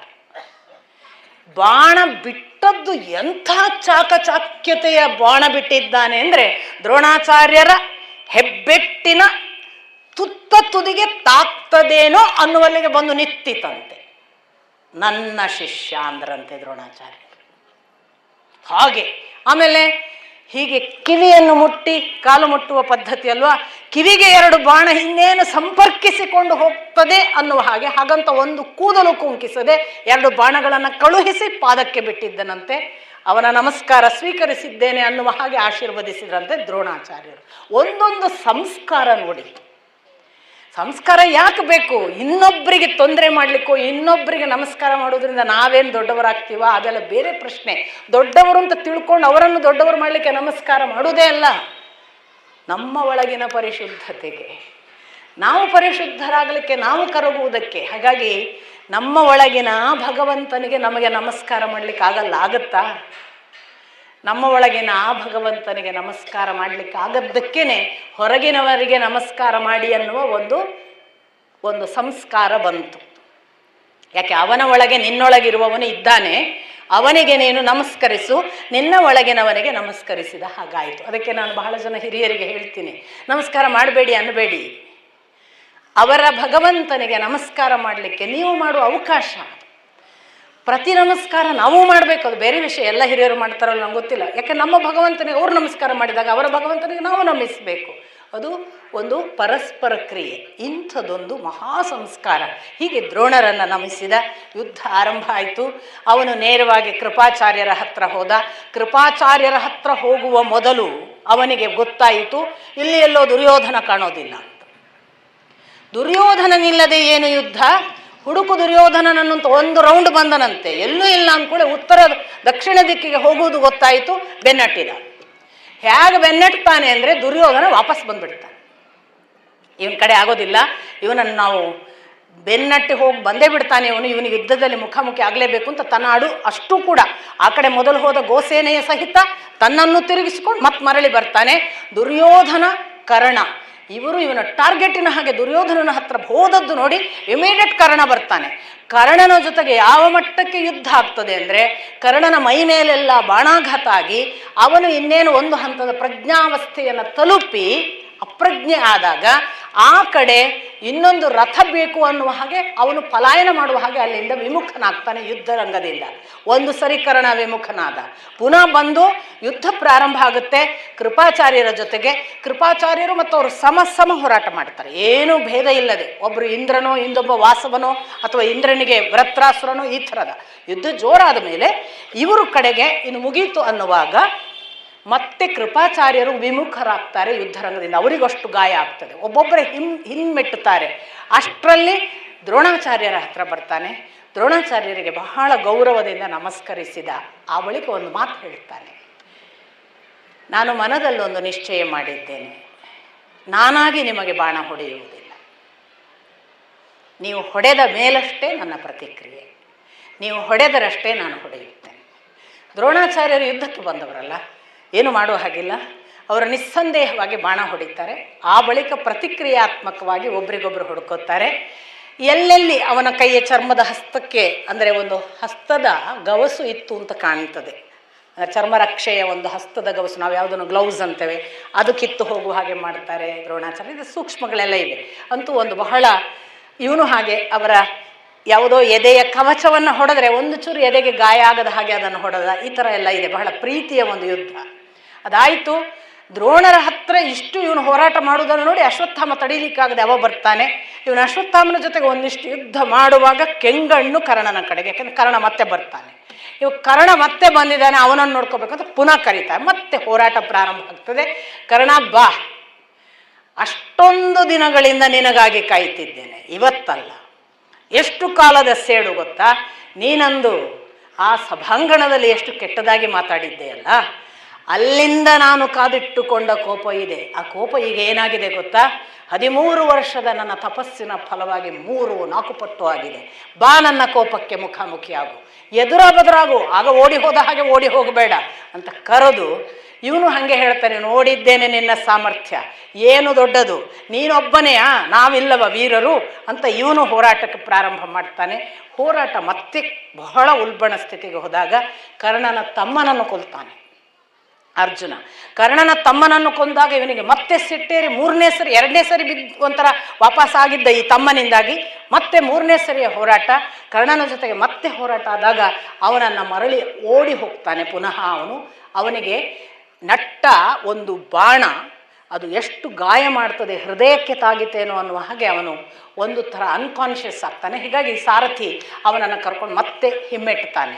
ಇಷ್ಟಾಗುವಾಗ ಮತ್ತೆ ಸಿಗುವುದು, ಅವನು ಬಹಳ ಸಂತೋಷದಿಂದ ಹೇಳ್ತಾನೆ, ನಾನು ಎಷ್ಟೋ ಹೊತ್ತಿನಿಂದ ಈ ಸೂರ್ಯ ಸದೃಶರಾದ ಭೀಷ್ಮಾಚಾರ್ಯರನ್ನು ನೋಡಿಲ್ಲ, ಅವರ ಜೊತೆಗೆ ಯುದ್ಧ ಮಾಡೋಣ. ಭೀಷ್ಮಾಚಾರ್ಯರ ಜೊತೆಗೆ ಯುದ್ಧ ಆಗುತ್ತೆ. ಇದು 2-3 ಬಾರಿ ದುರ್ಯೋಧನ ಸೋಲ್ತಾನೆ, 2-3 ಬಾರಿ ಕರ್ಣ ಸೋಲ್ತಾನೆ.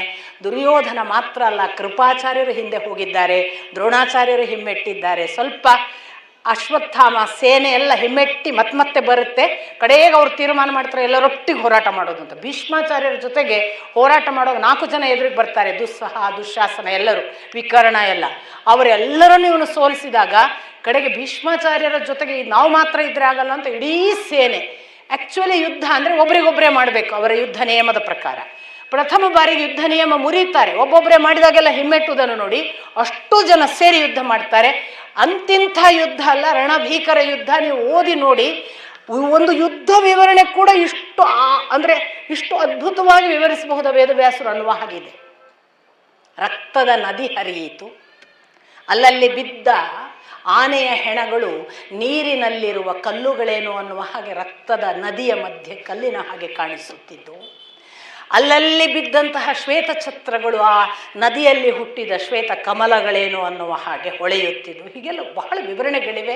ಒಂದು ಸಲ ಯುದ್ಧ ಕೂಡ ಹೀಗೆ ವಿವರಿಸ್ಬೋದಾ ಅನ್ನೋಕಂದ್ರೆ ಎಷ್ಟು ಕಣ್ಣಿಗೆ ಕಟ್ಟುವ ಹಾಗೆ ವಿವರಿಸ್ತಾರೆ ನೋಡಿ. ಎಲ್ಲ ಆಗುತ್ತೆ. ಇವನು ಭೂಮಿಯಿಂದ ಎದ್ದ ಧೂಳು, ಈ ಅರ್ಜುನ ಉಂಟು ಮಾಡಿದ ಯುದ್ಧದ ಆರ್ಭಟ, ಅದು ಎಷ್ಟು ಆಕಾಶವನ್ನು ಆವರಿಸಿದೆ, ಇಡೀ ಶರಪಂಜರ ನಿರ್ಮಾಣ ಆಗಿದೆ, ಹಾಗೆ ಎಲ್ಲ ಇದೆ. ಇಂಥ ಹೊತ್ತಿನಲ್ಲಿ ಇವರಿನ್ನೆಲ್ಲರೂ ಕೂಡಿ ಯುದ್ಧದಲ್ಲಿ ಸೋಲುವ ಸಂದರ್ಭ ಬಂದಾಗ ಏಕದಂ ಅಷ್ಟು ಸೇನೆ ಬಂತಲ್ಲ, ಪ್ರಥಮ ಬಾರಿ ಒಂದು ಸಂಮೋಹನಾಸ್ತ್ರ ತೆಗಿತಾನೆ ಅರ್ಜುನ. ಭೀಷ್ಮರು ಇದ್ದಾರೆ, ಎದುರಿಗೆಲ್ಲ ಇತರ ಸೇನೆಯವರು ಮುತ್ತಿದೆ. ಇವನು ಭೀಷ್ಮರನ್ನು ಬಿಟ್ಟು ಅಥವಾ ಭೀಷ್ಮರನ್ನು ಸೇರಿಸಿಯೋ, ಯಾಕೆಂದ್ರೆ ಮಾತು ನೋಡಿದರೆ ಅವರನ್ನು ಸೇರಿಸಿದ ಹಾಗುಂಟು, ಸಂಮೋಹನ ಅಸ್ತ್ರ ಅವನು ಚಲಾಯಿಸಿದ್ದೆ ಅಷ್ಟೂ ಜನ ಮೂರ್ಛಿತರಾಗ್ತಾರೆ, ಸಂಮೋಹನಕ್ಕೆ ಒಳಗಾಗ್ತಾರೆ. ಉತ್ತರನಿಗೆ ಹೇಳ್ತಾನೆ, ನಿನ್ನ ಅಕ್ಕ ಹೇಳಿದ್ದಾಳಲ್ಲ ಉತ್ತರೆ, ಅಕ್ಕನ ತಂಗಿ, ನೀನು ಹೋಗು, ಬರುವಾಗ ನನಗೆ ಎಲ್ಲ ಯೋಧರ ಬಟ್ಟೆ ಮತ್ತು ಆಭರಣ ತಗೊಂಬ ಅಂತ ಹೇಳಿದ್ದಾಳೆ ಅವಳು, ಎದುರು ಪಕ್ಷದವರದ್ದು. ಹೋಗು, ಅವಳ ಇಚ್ಛೆಯ ಪ್ರಕಾರ ಈಗೆಲ್ಲ ಬಿದ್ದಿದ್ದಾರೆ ನೋಡಲ್ಲಿ, ಕರ್ಣನ ಬಟ್ಟೆ, ಅಶ್ವತ್ಥಾಮನದ್ದು, ದುರ್ಯೋಧನದ್ದು, ಒಂದಿಷ್ಟು ತಗೊಂಡು ಬಾ, ಎಲ್ಲರದ್ದು ಸ್ಯಾಂಪಲ್, ಒಂದಿಷ್ಟು ಆಭರಣ, ಅಷ್ಟು ಆಭರಣ ಎಲ್ಲ ತೊಗೊಂಬಂದು ಏರ್ತಾನೆ. ಭೀಷ್ಮಾಚಾರ್ಯರು ಮತ್ತೆ ಪುನಃ ಹೇಳ್ತಾನೆ ಉತ್ತರನಿಗೆ, ಅರ್ಜುನ ಭೀಷ್ಮಾಚಾರ್ಯರ ಕಡೆಗೆ ಹೋಗಬೇಡ, ಅವರಿಗೆ ಸಂಮೋಹನ ಅಸ್ತ್ರದ ಪರಿಣಾಮವನ್ನು ಸುಳ್ಳು ಮಾಡುವ ವಿದ್ಯೆ ಗೊತ್ತು, ಹಾಗಾಗಿ ಅವರ ಹತ್ರ ಹೋಗಿ ಎಲ್ಲ ತಿಳ್ಕೊಂಡಿರ್ತಾರೆ ನೋಡಿ ಇವರು ಯುದ್ಧ ಮಾಡೋದು ಅಂದರೆ. ಅವರ ಬಳಿ ಹೋಗಬೇಡ, ಅವರು ನಿನ್ನ ಮೇಲೆ ಏಕ್ದಮ್ ದಾಳಿ ಮಾಡಬಹುದು ಅಂತ. ಸೊ ಅವರ ಹತ್ರ ಹೋಗಲ್ಲ, ಎಲ್ಲರದ್ದು ಸ್ಯಾಂಪಲ್ ತೊಗೊಂಡು ಬರ್ತಾನೆ, ಏರ್ತಾನೆ, ನಡಿ ಹೋಗೋಣ, ಅವರೆಲ್ಲ ಮಲಗಿ ಬಿಟ್ಟಿದ್ದಾರೆ, ಇನ್ನೇನು ಯುದ್ಧ, ತಿರುಗಿಸುಂಟು. ಇದು ವಾಪಸ್ ತಿರುಗಿಸುವಾಗ ಭೀಷ್ಮಾಚಾರ್ಯರು ಬಾಣ ಬಿಟ್ಟು ನಾನಿದ್ದೇನೆ ಅಂತ ತೋರಿಸ್ತಾರೆ. ತಕ್ಷಣ ತಿರುಗ್ತಾನೆ ಅರ್ಜುನ. ತಿರುಗಿ ಓಹೋ ಅಂತ ಒಂದು ಸಣ್ಣ ಸಂತೋಷದ ನಗುವಿನಲ್ಲಿ ಭೀಷ್ಮಾಚಾರ್ಯರು ಯುದ್ಧಕ್ಕೆ ಕರೀತಿದ್ದಾರೆ ಅನ್ನುವ ಹಾಗೆ ಯುದ್ಧ ಮಾಡಬೇಕು ಅನ್ನೋದು ದುರ್ಯೋಧನನಿಗೆ ಎಚ್ಚರ ಆಗ್ತದೆ. ಏನಾಯಿತು, ಬಿಡಬೇಡಿ ಅವನನ್ನು, ಕೊಲ್ಲಿ ಅಂತ ಎದ್ದು ಬಿಡ್ತಾನೆ. ಸಾಕು ನಿನ್ನ ಪೌರುಷ, ಅವನೊಂದು ಸಂಮೋಹನ ಅಸ್ತ್ರ ಬಿಟ್ಟದ್ದೇ ಎಲ್ಲ ಪ್ರಜ್ಞೆ ತಪ್ಪಿ ಮಲಗಿದ್ದಿರಲ್ಲ, ಎಲ್ಲಿತ್ತು ಆಗ ಪೌರುಷ? ಅವನು ಧರ್ಮನಿಷ್ಠ. ಪೌರುಷದಿಂದ ನಿನ್ನ ಹಾಗೆ ಅನ್ಯಾಯ ಮಾಡಿ ಕೊಲ್ಲುವುದಾದರೆ ನೀವು ಸಂಮೋಹನದಲ್ಲಿ ಮಲಗಿ ಬಿದ್ದಿದ್ದಾಗ ಅವನು ಬಾಣ ಬಿಟ್ಟು ಕೊಲ್ಲಬಹುದಿತ್ತು. ಅಂತ ದುಷ್ಕೃತ್ಯಕ್ಕೆ ಕೈ ಹಾಕಿಲ್ಲ. ನಡಿ, ನಿನ್ನ ಸೋಲು ನೋಡಿ ಆಯ್ತಲ್ಲ, ಇನ್ನೆಷ್ಟು ನೋಡಬೇಕು, ನಡೀರಿ ಅಂತ ಇಡೀ ಸೇನೆಯನ್ನು ತಿರುಗಿಸ್ತಾರೆ. ವಿಜಯ ದೇವದತ್ತ ಶಂಖವನ್ನು ಊದ್ತಾನೆ ಅರ್ಜುನ ವಿಜಯ ಘೋಷದ ಜೊತೆಗೆ, ಅವರು ಮರಳಿದ ಕೂಡಲೇ. ಹೀಗೆ ವಿರಾಟ ಪರ್ವದ ಅರ್ಜುನ ಏಕಾಕಿ ಆಗಿ ಅಷ್ಟೂ ದುರ್ಯೋಧನಾದಿಗಳನ್ನು, ಅಷ್ಟೂ ಜನ, ಕೃಪ ಇದ್ದಾನೆ, ಕರ್ಣ ಇದ್ದಾರೆ, ದುಶ್ಯಾಸನ ಇದ್ದಾನೆ, ಅಥವಾ ನೀವು ಯಾರು ಅಂತ ಭೀಷ್ಮಾಚಾರ್ಯರು, ದ್ರೋಣಾಚಾರ್ಯರು, ಎಲ್ಲ ಅಶ್ವತ್ಥಾಮ, ಅಷ್ಟೂ ಜನರನ್ನು ಒಬ್ಬನೇ ಸೋಲಿಸಿದ ಬಹಳ ದೊಡ್ಡ ಪ್ರಮುಖ ಘಟನೆ ನಡೆದು ಹೋಗ್ತದೆ ಈ ವಿರಾಟ ಪರ್ವ. ಹೀಗೆ ಒಂದು ಕಡೆಯಿಂದ ಅರ್ಜುನನ ವಿಜಯ ಘೋಷಣೆ ಆದ ಬಳಿಕ ಅರ್ಜುನ ಮರಳಿ ಹೋಗುವಾಗ, ನೋಡು, ನಾನು ನಿನಗೆ ಮಾತ್ರ ಈ ರಹಸ್ಯ ಹೇಳಿರುವುದು, ನಾವು 5 ಜನ ಪಾಂಡವರು, ನಾನು ಒಬ್ಬ ಅಂತ. ತಪ್ಪಿ ಕೂಡ ಮನೆಗೆ ಹೋಗಿ ವಿರಾಟನ ಬಳಿ ನೀನು ಯುದ್ಧ ಗೆದ್ದಿ ಹೇಳಬೇಕೇ ಹೊರತು ನಾನು ಯುದ್ಧ ಗೆದ್ದಿದ್ದೇನೆ ಹೇಳಬೇಡ. ಮತ್ತು ನೀನು ಯುದ್ಧ ಗೆದ್ದಿದ್ದಿ ಅನ್ನುವಾಗ ನಿನ್ನ ವಿಜಯ ಹೇಳಬೇಕು ಅನ್ನೋದು ಒಂದು. ಎರಡನೆಯದು, ನಾನು ಸಾರಥಿಯಾಗಿ ಇದ್ದಾಗ ನಾನು ಅರ್ಜುನ ಅನ್ನುವ ರಹಸ್ಯವನ್ನು ಹೇಳಲಿಕ್ಕಿಲ್ಲ. ಎರಡನ್ನೂ ನೀನು ಪಾಲಿಸಬೇಕು ಅಂತ ಎಚ್ಚರ ಕೊಡ್ತಾನೆ. ನನಗೆ ನಾನು ಗೆದ್ದಿದ್ದೇನೆ ಹೇಳೋಕ್ಕೆ ಸಾಧ್ಯನೇ ಇಲ್ಲ ಅಂತಾನೆ. ನೀನು ಅದು ಏನಾದರೂ ಮಾಡು, ಆದರೆ ನಾನು ಅರ್ಜುನ ಎಂಬುದನ್ನು ಹೇಳಬೇಡ. ಆಯಿತು, ಎರಡನೇ ರಹಸ್ಯವನ್ನು ನಾನು ಹೇಳೋದಿಲ್ಲ ಅಂತ ಉತ್ತರ ಕುಮಾರ ಒಪ್ಪಿಕೊಂಡು ಮರಳಿ ಬರ್ತಾನೆ. ಮರಳಿ ಬರುವಾಗ ಇತ್ತ ಈ ಕಡೆಯಿಂದ ಆ ಸುಶರ್ಮನನ್ನು ಸೋಲಿಸಿ ಬಂದಿದ್ರಲ್ಲ ವಿರಾಟ ಮೊದಲಾದವರು, ಪ್ಯಾರಲಲ್ಲಿ ನಡೆದಿದೆ ಅಂತ ನೀವು ನೆನಪಿಟ್ಟುಕೊಳ್ಬೇಕು ಅಂತ ನಾನು ಹೇಳಿದೆ. ಅವರು ಗೆದ್ದು ಬಂದರು. ವಿರಾಟ, ಪಾಂಡವರು 4 ಜನ ಬಂದರು. ಬರುವಾಗ ವಿಜಯ ಘೋಷ ಆಯಿತು, ಅವರಿಗೆಲ್ಲ ಸನ್ಮಾನ ಆಯಿತು. ಅವರು ಒಳಗೆ ಬಂದರು. ಒಳಗೆ ಬಂದು ನೋಡುವಾಗ ಉತ್ತರ ಕುಮಾರ ಇಲ್ಲ. ಏನಾಯಿತು ಕೇಳೋ, ಹೀಗೀಗಾಗಿದೆ. ಯಾರು ಕರ್ಕೊಂಡು ಹೋದ್ರು? ಬೃಹನ್ನಳೆ. ಅಯ್ಯೋ ದೇವರೇ, ಅವನನ್ನು ಕೊಟ್ಟರೆ ಆ ಸಾರಥ್ಯಕ್ಕೆ, ನನ್ನ ಮಗ ಸತ್ತ ಅಂತ ಇವ ಭಯಂಕರ ಚಿಂತೆ ಮಾಡ್ತಾನೆ. ಇಲ್ಲ ಏನಾದರೂ ಆಗಲಿ, ಯುದ್ಧ ಒಂದು ಕಡೆ ವಿಜಯ ಘೋಷ ಆಗಿದೆ ಅಲ್ಲ ಸುಶರ್ಮನ ವಿರುದ್ಧ, ಆ ವಿಜಯ ಆಗಿದೆ. ಮತ್ತು ಆಚೆ ಕಡೆದು ಯುದ್ಧ ಏನಾಗ್ತದೆ ಕಾಯಬೇಕು. ಇಷ್ಟು ಜನ ಹೋಗಿದ್ದಾರಲ್ಲ, ಆ ಸೇನೆ ಬರುವವರೆಗೆ ಹಾಗೆ ಕಾಲಹರಣ ಮಾಡೋದು ಬೇಡ, ದ್ಯೂತ ಆಡುವ ಅಂತ ಇವ. ಇಷ್ಟರಲ್ಲಾಗಲೇ ಆ ಕಡೆ ಈಗ ಗೆದ್ದಿದ್ದಾರೆ ಅನ್ನುವ ಸುದ್ದಿ ಬಂದ್ಬಿಡತ್ತೆ. ಅವರು ಗೆದ್ದಿದ್ದಾರೆ, ಅವರು ಬರ್ತಿದ್ದಾರೆ ಅಂತ. ಅವರು ಬರ್ತಿದ್ದಾರೆ, ವಿಜಯ ಘೋಷ ಆ ಕಡೆಯಿಂದಲೂ ಆಗಿದೆ ಅಂದಾಗ, ನನ್ನ ಮಗ ಎಂಥವ ಅಂತ ಉತ್ತರ ಕುಮಾರನ ಕಂಡಾಪಟ್ಟೆ ಹೊಗಳ್ತಿರ್ತಾನೆ. ಅಷ್ಟರಲ್ಲಿ ಇವನು ಬೃಹನ್ನಲೆ ಇದ್ದಲ್ಲಿ ಜಯ ಇದ್ದೇ ಇರುತ್ತದೆ. ಯುಧಿಷ್ಠಿರನ ಮಾತು ಇವನಿಗೆ ಇಷ್ಟ ಆಗೋದಿಲ್ಲ. ಇವನೇನು ಬೃಹನ್ನಲೆಯನ್ನು ಹೊಗಳೋದು, ಅವನೇನು ನಪುಂಸಕ, ನನ್ನ ಮಗ ಯುದ್ಧ ಮಾಡಿರೋದು ಅಂತ ಪುನಃ ಉತ್ತರನನ್ನು ಕೊಂಡಾಡ್ತಾನೆ. ಆದರೂ ಸಾರಥಿಯಿಂದಲೇ ಈ ಯುದ್ಧ ಗೆದ್ದಿರುತ್ತದೆ. ಪುನಃ ಹೇಳ್ತಾನೆ, ನೀವು ಮತ್ತೆ ಮತ್ತೆ ಅವನನ್ನು ಹೊಗಳಬೇಡ ಅಂತ 2-3 ಸರಿ ಎಚ್ಚರಿಸ್ತಾನೆ ವಿರಾಟ. ಆಮೇಲೆ ಇವರ ಮಾತುಕತೆ ಆಯಿತು. ಇನ್ನು ನಾವು ಅವರು ಬರುವವರೆಗೆ ಮತ್ತೆ ದ್ಯೂತ ಆಡೋಣ. ದ್ಯೂತ ನಿತ್ಯ ಆಡಬಾರ್ದು, ಅದು ಕೂಡ ಸಂತೋಷದ ಪರಾಕಾಷ್ಠೆಯಲ್ಲಿ ಆಡಲೇಬಾರ್ದು, ತಪ್ಪುಗಳಾಗ್ತವೆ ಅಂತೆಲ್ಲ ಎಚ್ಚರಿಸ್ತಾನೆ ಯುಧಿಷ್ಠಿರ. ಕೇಳೋದಿಲ್ಲ. ಯುದ್ಧ ಅದು ಬಂದ ಸುದ್ದಿ ಬರಲಿ, ಬರುವವರೆಗೆ ಆಡೋಣ. ಆಡಲಿಕ್ಕೆ ಕೂತಾಗ ಪುನಃ ಉತ್ತರನನ್ನು ಹೊಗಳಿಕ್ಕೆ ಶುರು ಮಾಡ್ತಾನೆ ವಿರಾಟ. ವಿರಾಟನ ಹೊಗಳಿಕೆಯನ್ನು ಸಹಿಸಿಕೊಳ್ಳಲಿಕ್ಕಾಗದೆ ಇವ ಜೋರು ಮಾಡ್ತಾನೆ. ಎಷ್ಟು ನೀನೇನು ಉತ್ತರನನ್ನು ಹೊಗಳುವುದನ್ನು ಬಿಟ್ಟು ಇನ್ನು ಬೃಹನ್ನಲೆಯನ್ನೇನು ಹೊಗಳುತ್ತಿತ್ತು. ಇವನು ಜೋರು ಮಾಡಿದಾಗ ಯುಧಿಷ್ಠಿರ ಪುನಃ ಬೃಹನ್ನಲೆಯೇ ಹಾಗೆ, ಅವನು ಎಲ್ಲಿದ್ದರೂ ಜಯ ಇದ್ದರು ಹೇಳಿದ ಕೂಡ ಇವನು ಸಿಟ್ಟು ಬಂದು ಕೈಯಲ್ಲಿದ್ದ ದಾಳದಿಂದ ಒಂದು ಹೊಡೆಯುತ್ತಾನೆ ಯುಧಿಷ್ಠಿರನ ಮುಖಕ್ಕೆ. ತುಂಬ ಚಟದಲ್ಲಿದ್ದವರು ಬಹಳ ಬೇಗ ಮಿತ್ರರು, ಅಷ್ಟೇ ಬೇಗ ಶತ್ರುಗಳು. ಸಣ್ಣ ಜಗಳ ಸಾಕು, ಏನಾದರೂ ಆದರೆ ಮತ್ತು ಅದು ಮುಗೀತು, ಅವ್ರ ಜೀವಮಾನ ಪರ್ಯಂತ ಮತ್ತು ಅವರು ಭಾರೀ ಶತ್ರುಗಳಾಗಿ ಬಿಡ್ತಾರೆ. ಮಿತ್ರರು ಎಷ್ಟಾಗ್ತಾರೆ ಅಂದರೆ ಜೀವಮಾನ ಪರ್ಯಂತ ಮಿತ್ರರಾಗ್ತಾರೆ. ಆ ಥರ ದ್ಯೂತ ಹೇಗೆ ಕೆಡಿಸ್ತು ಅಂತ ಯುಧಿಷ್ಠಿರನ್ನು ಬಹಳ ಗೌರವಿಸ್ತಿರ್ತಿದ್ದ ವಿರಾಟ. ಆದರೆ ಅವನು ಆ ಕ್ಷಣಕ್ಕೆ ಮರೆತ ಇವನ ಮೂಗಿಗೆ ತಾಗಿ ರಕ್ತ ಬರೋಕ್ಕೆ ಶುರುವಾಗುತ್ತೆ. ಆ ರಕ್ತ ಬರುವುದಕ್ಕೆ ಶುರುವಾದ ತಕ್ಷಣ ಇವನು ತನ್ನ ಕೈಯ ಬೊಗಸ ಹಿಡಿದು ಹನಿ ಕೆಳಗೆ ಬೀಳದ ಹಾಗೆ ನೋಡಿಕೊಳ್ತಾನೆ. ಅಲ್ಲೇ ಇದ್ದ ದ್ರೌಪದಿಗೆ ಕಣ್ಣು ಸನ್ನೆ ಮಾಡ್ತಾನೆ. ಅವಳು ತಕ್ಷಣ ಒಂದು ಸ್ವರ್ಣ ಪಾತ್ರೆಯಲ್ಲಿ ನೀರು ತುಂಬಿಕೊಂಡು ತರ್ತಾಳೆ. ಆ ನೀರಿಗೆ ಅದು ಬೀಳುವ ಹಾಗೆ ಮಾಡ್ತಾನೆ. ತನ್ನ ಕೈಯಲ್ಲಿದ್ದ ರಕ್ತವನ್ನು ಹಾಕ್ತಾನೆ. ಇಷ್ಟಾಗುವಾಗ ಆ ಕಡೆಯಿಂದ ಉತ್ತರನ ಆಗಮನ ಆಯಿತು. ಉತ್ತರ ಬಂದಿದ್ದಾನೆ ಅಂತ ಹೇಳ್ತಾರೆ. ಆಗ ಯುಧಿಷ್ಠಿರ ಆ ದೂತನಿಗೆ ಹೇಳ್ತಾನೆ, ನೀನು ಉತ್ತರನನ್ನು ಮಾತ್ರ ಒಳಗೆ ಕರೆದುಕೊಂಡು ಬಾ, ಬೃಹನ್ನಳೆಯನ್ನು ಕರೆದುಕೊಂಡು ಬರಬೇಡ. ರಾಜಾಜ್ಞೆ ಇದೆ, ಇಬ್ಬರನ್ನು ಕರೆದುಕೊಂಡು ಬರಲಿಕ್ಕೆ ನಾನು ಹೇಗೆ ನಿನ್ನ ಮಾತು ಕೇಳಲಿ ಅಂತ ಇವ ಗುಟ್ಟಾಗಿ ಹೇಳ್ತಾನೆ. ಇಲ್ಲ, ಈಗ ಮೂಗಿನಿಂದ ರಕ್ತ ಬಂದಿದ್ದು ವಿರಾಟ ನನಗೆ ಹೊಡೆದದ್ದರಿಂದ. ಯುದ್ಧವಲ್ಲದೆ ಬೇರೆ ಸಂದರ್ಭದಲ್ಲಿ ನನ್ನಣ್ಣ ಯುಧಿಷ್ಠಿರನ ಮೈಯಿಂದ ಯಾರಾದರೂ ರಕ್ತ ತಂದರೆ ನಾನವರನ್ನು ಕೊಂದು ಮುಗಿಸುತ್ತೇನೆ ಎಂದು ಅರ್ಜುನನ ಪ್ರತಿಜ್ಞೆ ಇದೆ.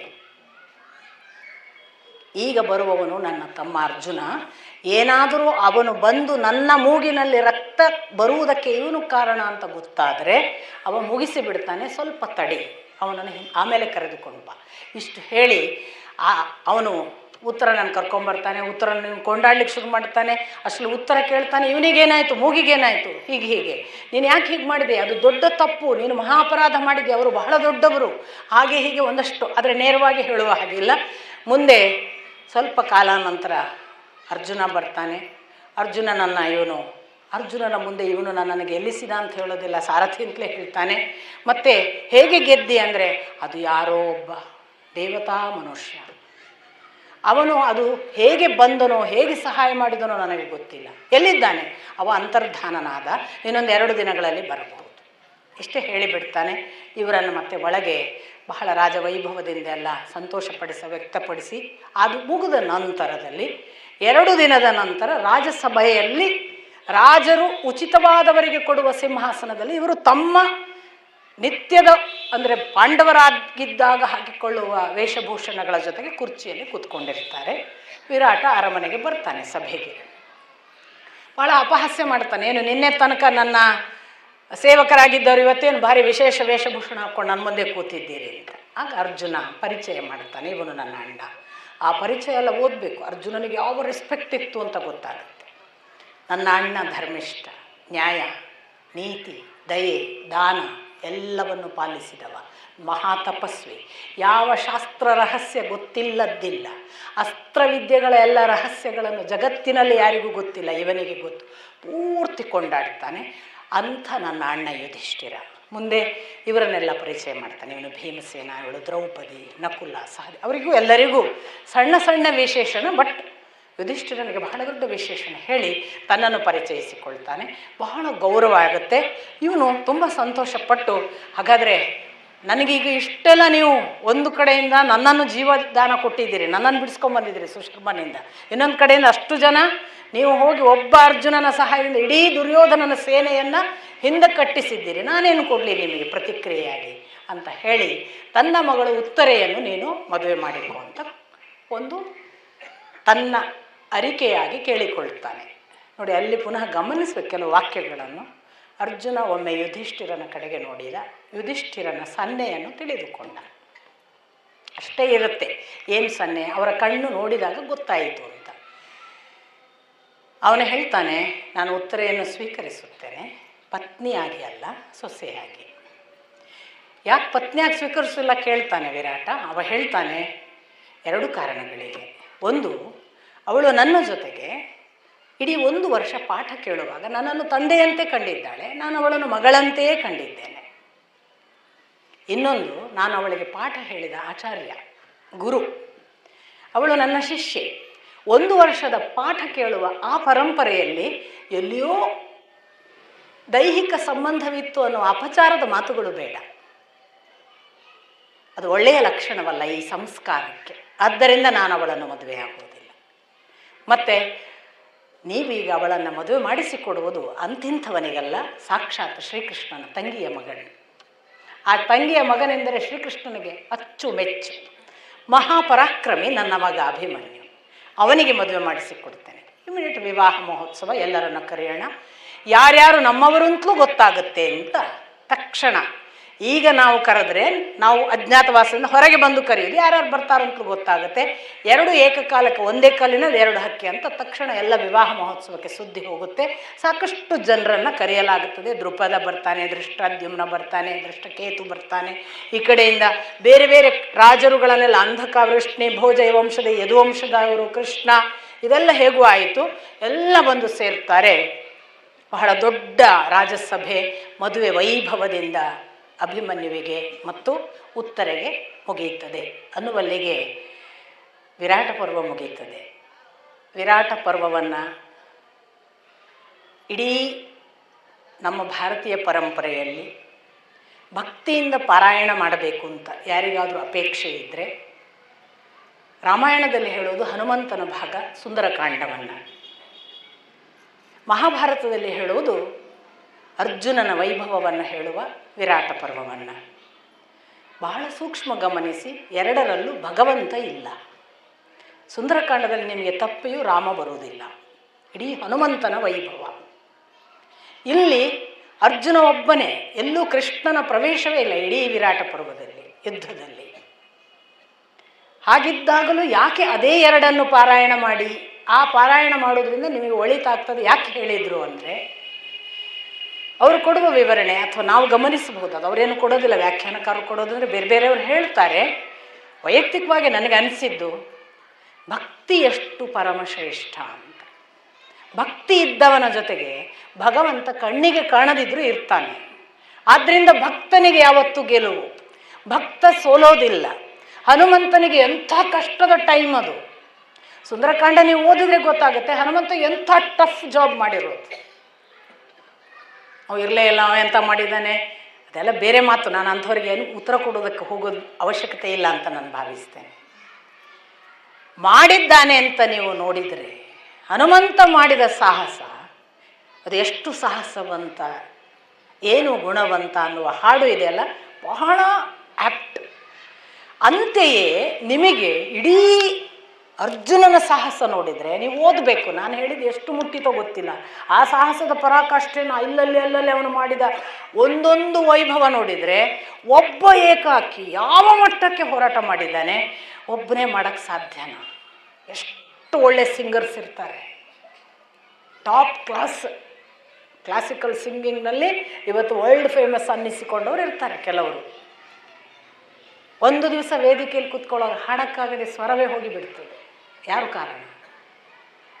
ಭಕ್ತಿ ಇಲ್ಲದೆ, ಭಗವಂತ ನಡೆಸದೆ ಯಾವುದು ನಡೆಯುವುದಿಲ್ಲ. ಇದೊಂದು ಪೆಟ್ಟಿಗೆ ಅಷ್ಟೇ, ಸಾಧನ. ಈ ಸಾಧನವನ್ನು ಅವನಿಗೊಪ್ಪಿಸಿಕೊಂಡ್ರೆ ಎಷ್ಟು ಪಾಸಿಬಿಲಿಟಿ, ಯಾವ ಟು ವಾಟ್ ಎಕ್ಸ್ಟೆಂಟ್, ಎಷ್ಟು ಬೆಳೀಬಹುದು. ಅದು ಹನುಮಂತ ಉದಾಹರಣೆ, ಅದು ಅರ್ಜುನ ಉದಾಹರಣೆ. ಅರ್ಪಿಸಿಕೊಂಡೆಯಾ ನೀನು ಭಗವಂತನಂತೆ ಮಾಡಬಲ್ಲೆ. ಅರ್ಪಿಸಿಕೊಳ್ಳದೆ ಕುಳಿತುಕೊಳ್ಳುತ್ತೀಯ, ದುರ್ಯೋಧನನ ಹಾಗೆ ಬಿದ್ದು ಉರುಳಾಡುತ್ತೀಯ. ಅರ್ಪಿಸಿಕೋ, ದೊಡ್ಡದೊಂದಿದೆ ಅಂತ ಅರ್ಪಿಸಿಕೋ, ದೊಡ್ಡದರ ಪರಾಕಾಷ್ಠೆಗೆ ನಿನ್ನನ್ನು ಕರ್ಕೊಳ್ತೀನಿ ಅನ್ನುವ ಭರವಸೆ ಇದು. ಇದು ವಿರಾಟ ಪರ್ವ ಕೊಡುವ ಭರವಸೆ, ಇದು ಸುಂದರಕಾಂಡ ಕೊಡುವ ಭರವಸೆ, ಇದು ಭಕ್ತನಿಗೆ ಕೊಡುವ, ಭಗವಂತ ಕೊಡುವ ಭರವಸೆ. ಭಗವಂತನಿಗೆ ಮಾತ್ರ ಈ ಸಾಧ್ಯತೆ. ನಾನು ಸಂಪೂರ್ಣ ಅವನನ್ನು ನಂಬಿದ್ದೇನೆ. ಬಹಳ ಚೆನ್ನಾಗಿದೆ. ನಂಬ್ತಿರೋ ಬಿಡ್ತಿರೋ ಬೇರೆ ವಿಷಯ. ನಾನು ನಿಮಗೆ ಹೇಳಿದೆ, ವೇದವ್ಯಾಸರು ಪ್ರತಿ ಅಧ್ಯಾಯ ಆದಮೇಲೆ, ಪ್ರತಿ ಪರ್ವ ಆದಮೇಲೆ ಈ ಪರ್ವಕ್ಕೊಂದು ಫಲ ಅಂತ ಬರೀತಾರೆ. ವೇದವ್ಯಾಸರಿಗೆ ಫಲ ಯಾಕಪ್ಪ? ಕರ್ಮಕ್ಕೆ ಫಲದ ಅಪೇಕ್ಷೆ ಪಡಬೇಡಿ ಅನ್ನುವ ಮಾತಿದೆ. ಯಾವ ಕರ್ಮಕ್ಕೂ ಫಲದ ಅಪೇಕ್ಷೆ ಪಡದೆ ಮಾಡಿ, ಇದು ನನ್ನ ದೇವರು ನನಗೊಂದು ಸಾಧನವಾಗಿ ಮಾಡು ಅಂತ ಮಾಡಿಸಿದ್ದಾನೆ, ನಾನು ಮಾಡ್ತೇನೆ ಅಂತ ಮಾಡಿ, ಇನ್ನೇನು ಮಾಡಬೇಡಿ ಅಂತೆಲ್ಲ ಇದೆ. ಇಷ್ಟಿದ್ದಾಗಲೂ ಕೂಡ ಯಾಕೆ ಬರುತ್ತೆ ಫಲದ ಉದ್ದೇಶ ಅಂದರೆ ಭಕ್ತಿ ಹೆಚ್ಚುವುದಕ್ಕಾಗಿಯೇ ಹೊರತು ಕರ್ಮಫಲದ ಹಿಂದೆ ಹೋಗ್ಲಿಕ್ಕಲ್ಲ. ಈ ವಿರಾಟ ಪರ್ವದ ಬಹಳ ಕರ್ಮಫಲಗಳು ಬೇರೆ ಬೇರೆ ಇವೆ. ಓದುವುದರಿಂದ ಏನಾಗ್ತದೆ ಅನ್ನೋದಕ್ಕೆ ಅಲ್ಲಿ ಬಹಳ ವಿಶೇಷವಾದ ಒಂದು, ಯಾರೇ ಯುದ್ಧಕ್ಕೆ ಹೋಗುವವರು ಇದನ್ನು ಓದಿ ಹೋದರೆ ಖಂಡಿತ ಯಶಸ್ಸು ಅಂತ ಬರೀತಾರೆ. ಎರಡನೆಯದ್ದು, ಏಕಾಕಿಯಾಗಿ ಗೆಲ್ತಾನೆ ಯಾವುದೇ ಅಡ್ಡಿಗಳನ್ನು ಅಂತ. ಇಂಥ ಅನೇಕ ಅವರು ಹೇಳುವ ಧನ, ಸಂಪತ್ತು, ಕೀರ್ತಿ, ಯಶಸ್ಸು ಅದು ಬೇರೆ ಬೇರೆ ಇದೆ. ಅದನ್ನೆಲ್ಲ ನಾನು ವೈಯಕ್ತಿಕವಾಗಿ ನಿಮಗೆ ಯಾಕೆ ಹೇಳೋದಿಲ್ಲ ಅಂದರೆ, ನಾನು ಫಲಾಕಾಂಕ್ಷಿ ಅಲ್ಲ. ನಾನು ಶ್ರುತಿಗಳನ್ನು, ಫಲಗಳನ್ನು ಹೇಳುವುದರಲ್ಲಿ ಇಷ್ಟವೂ ಅಲ್ಲ. ಫಲಶ್ರುತಿ ಹೇಳುವುದ ಒಂದು ಕ್ರಮವೇ ಇದೆ, ನಾನು ಅದನ್ನು ಎಂದೂ ಮಾಡಿದವಳಲ್ಲ. ಆದರೆ ನಾನು ಯಾಕೆ ಹೇಳ್ತೇನೆ ಅಂತಂದರೆ, ಒಂದು ಹೋಟೆಲ್ಗೆ ಹೋದರೆ ಏನು ಕೆಡುತ್ತೆ ಅಂತ ಹೇಳಬೇಕಲ್ಲ. ಯಾವ ಆಹಾರ ತಿನ್ನೋದ್ರಿಂದ ನೀವು ಹೋಟೆಲ್ಗೆ ಹೋಗಬೇಡ್ರಪ್ಪ, ಕೆಡುತ್ತೆ ಆಹಾರ, ಒಳ್ಳೆಯದಲ್ಲ ಅಂತ ಒಬ್ಬ ಅಮ್ಮ ಹೇಳಲ್ವಾ? ಅಮ್ಮನ ಊಟ ಮಾಡಿದರೆ ಏನಾಗುತ್ತೆ ಅಂತ ಅಮ್ಮ ಹೇಳಲ್ಲ. ಹಾಗೆ ಭಕ್ತಿ ಅದು ದೇವರ ಊಟ, ಅದರಿಂದ ಏನಾಗುತ್ತೆ ಅನ್ನೋದನ್ನು ದೇವರು ಹೇಳುವುದನ್ನು ಇಷ್ಟನೂ ಪಡೋದಿಲ್ಲ. ಆದರೆ ನಮಗೆ ಗೊತ್ತಿರಲಿ ಅಂತ ಅದರ ಒಂದು ಮುಖವೂ ಇದೆ ಅಂತ ನಾನು ನಿಮ್ಮ ಗಮನಕ್ಕೆ ತಂದೆ. ಹೀಗೆ ಇವತ್ತು ನಾವು ವಿರಾಟ ಪರ್ವ ಮುಗಿಸಿ ಮುಂದೆ ಉದ್ಯೋಗ ಪರ್ವ ಅಂತ ಯಾಕೆ ಆ ಹೆಸರು? ಉದ್ಯೋಗ ಅಂದರೆ ಜಾಬ್ ಅಲ್ಲ. ಇಲ್ಲಿ ಯಾವುದಕ್ಕೋ ಉದ್ಯತನಾಗುವುದು, ಮುಂದಿನ ಕೆಲಸಕ್ಕೆ ತೊಡಗುವುದು. ಈಗ ಅಜ್ಞಾತವಾಸ ಮುಗಿಯಿತು, ಮುಂದಿನ ಕೆಲಸ ಏನು ಅಂತ ತೊಡಗಿದರಲ್ಲ, ಆದ್ದರಿಂದ ಅದಕ್ಕೆ ಉದ್ಯೋಗ ಪರ್ವ. ಮುಂದಿನ ಕೆಲಸಕ್ಕೆ ಉದ್ಯತರಾದ ಪರ್ವ, ಅದರಿಂದ ಉದ್ಯೋಗ ಪರ್ವ ವಿವಾಹ ಸಮಾರಂಭದ ಎಲ್ಲ ವೈಭವ ಮುಗಿದ ಮೇಲೆ ವಿರಾಟನ ರಾಜಧಾನಿ ಉಪಪ್ಲವ್ಯದಲ್ಲೇ ಇವರ ವಾಸ, ಪಾಂಡವರೆಲ್ಲ. ಹಾಗಾಗಿ ವಿರಾಟನ ಅರಮನೆಯ ಉಪಪ್ಲವ್ಯದ ವಾಸದಲ್ಲಿ ಇದ್ದಂತಹ ಪಾಂಡವರು ಅಲ್ಲಿ ಎಲ್ಲ ಯುದ್ಧ ಮುಗಿದ ಮೇಲೆ ಕೃಷ್ಣ, ದೃಪದ, ಬಲರಾಮ, ಸಾತ್ಯಕಿ ಎಲ್ಲ ಇದ್ದಾರೆ, ಇನ್ನು ಹೋಗಿಲ್ಲ. ವಿವಾಹಕ್ಕೆ ಬಂದವರನ್ನೆಲ್ಲ ಕಳಿಸಿ ಆಗಿದೆ, ಕೆಲವರು ಉಳಿದಿದ್ದಾರೆ. ದೊಡ್ಡ ರಾಜಸಭೆ, ಅಲ್ಲಿ ಕೃಷ್ಣ ಮಾತು ಪ್ರಾರಂಭ ಮಾಡ್ತಾನೆ. ನಿಮಗೆಲ್ಲ ಗೊತ್ತು, ಬಹಳ ದೊಡ್ಡ ವನವಾಸ, ಕಠೋರ ದಿನಗಳನ್ನು ಮುಗಿಸಿ ಪಾಂಡವರು ಮತ್ತೆ ಮರಳಿದ್ದಾರೆ. ಅವರು ಕಳೆದುಕೊಂಡದ್ದು ಯುದ್ಧದಿಂದಲ್ಲ, ಸಂಪತ್ತು ಕಳೆದುಕೊಂಡದ್ದು ಯುದ್ಧದಿಂದಲ್ಲ, ಅವರು ಸಂಪತ್ತು ಕಳೆದುಕೊಂಡದ್ದು ಮೋಸದ ಜೂಜಿನಾಟದಿಂದ. ಜೂಜಾಟ ಮುಗಿಸಿದ ನಂತರದ ಷರತ್ತು ಏನು? ಅವರು 13 ವರ್ಷ ವನವಾಸ ಮತ್ತು ಅಜ್ಞಾತವಾಸ ಮುಗಿಸಿ ಯಶಸ್ವಿಯಾಗಿ ಮರಳಿ ಬಂದ ಬಳಿಕ ಅವರು ಕಳೆದುಕೊಂಡ ಸಂಪತ್ತನ್ನು ಅವರಿಗೆ ಮರಳಿಸಬೇಕು. ಈಗ ಸಮಯ ಬಂದಿದೆ. ದುರ್ಯೋಧನಾದಿಗಳು ಅವರಿಗೆ ಸಂಪತ್ತನ್ನು ಮರಳಿಸಬೇಕು ಅಥವಾ ಮರಳಿಸಬಾರದೆ. ಮರಳಿಸುವುದಾದರೆ ಅದು ಶಾಂತಿಯುತವಾಗಿ ಎರಡೂ ಕುಟುಂಬಗಳಿಗೆ ಯಶಸ್ಸನ್ನು ತರುತ್ತದೆ. ಒಂದು ವೇಳೆ ಅವರು ಮರಳಿಸದೇ ಇದ್ದರೆ ಯುದ್ಧವಾಗಿ ವಂಶಕ್ಕೆ ತೊಂದರೆಗಳು ಬರಬಹುದು.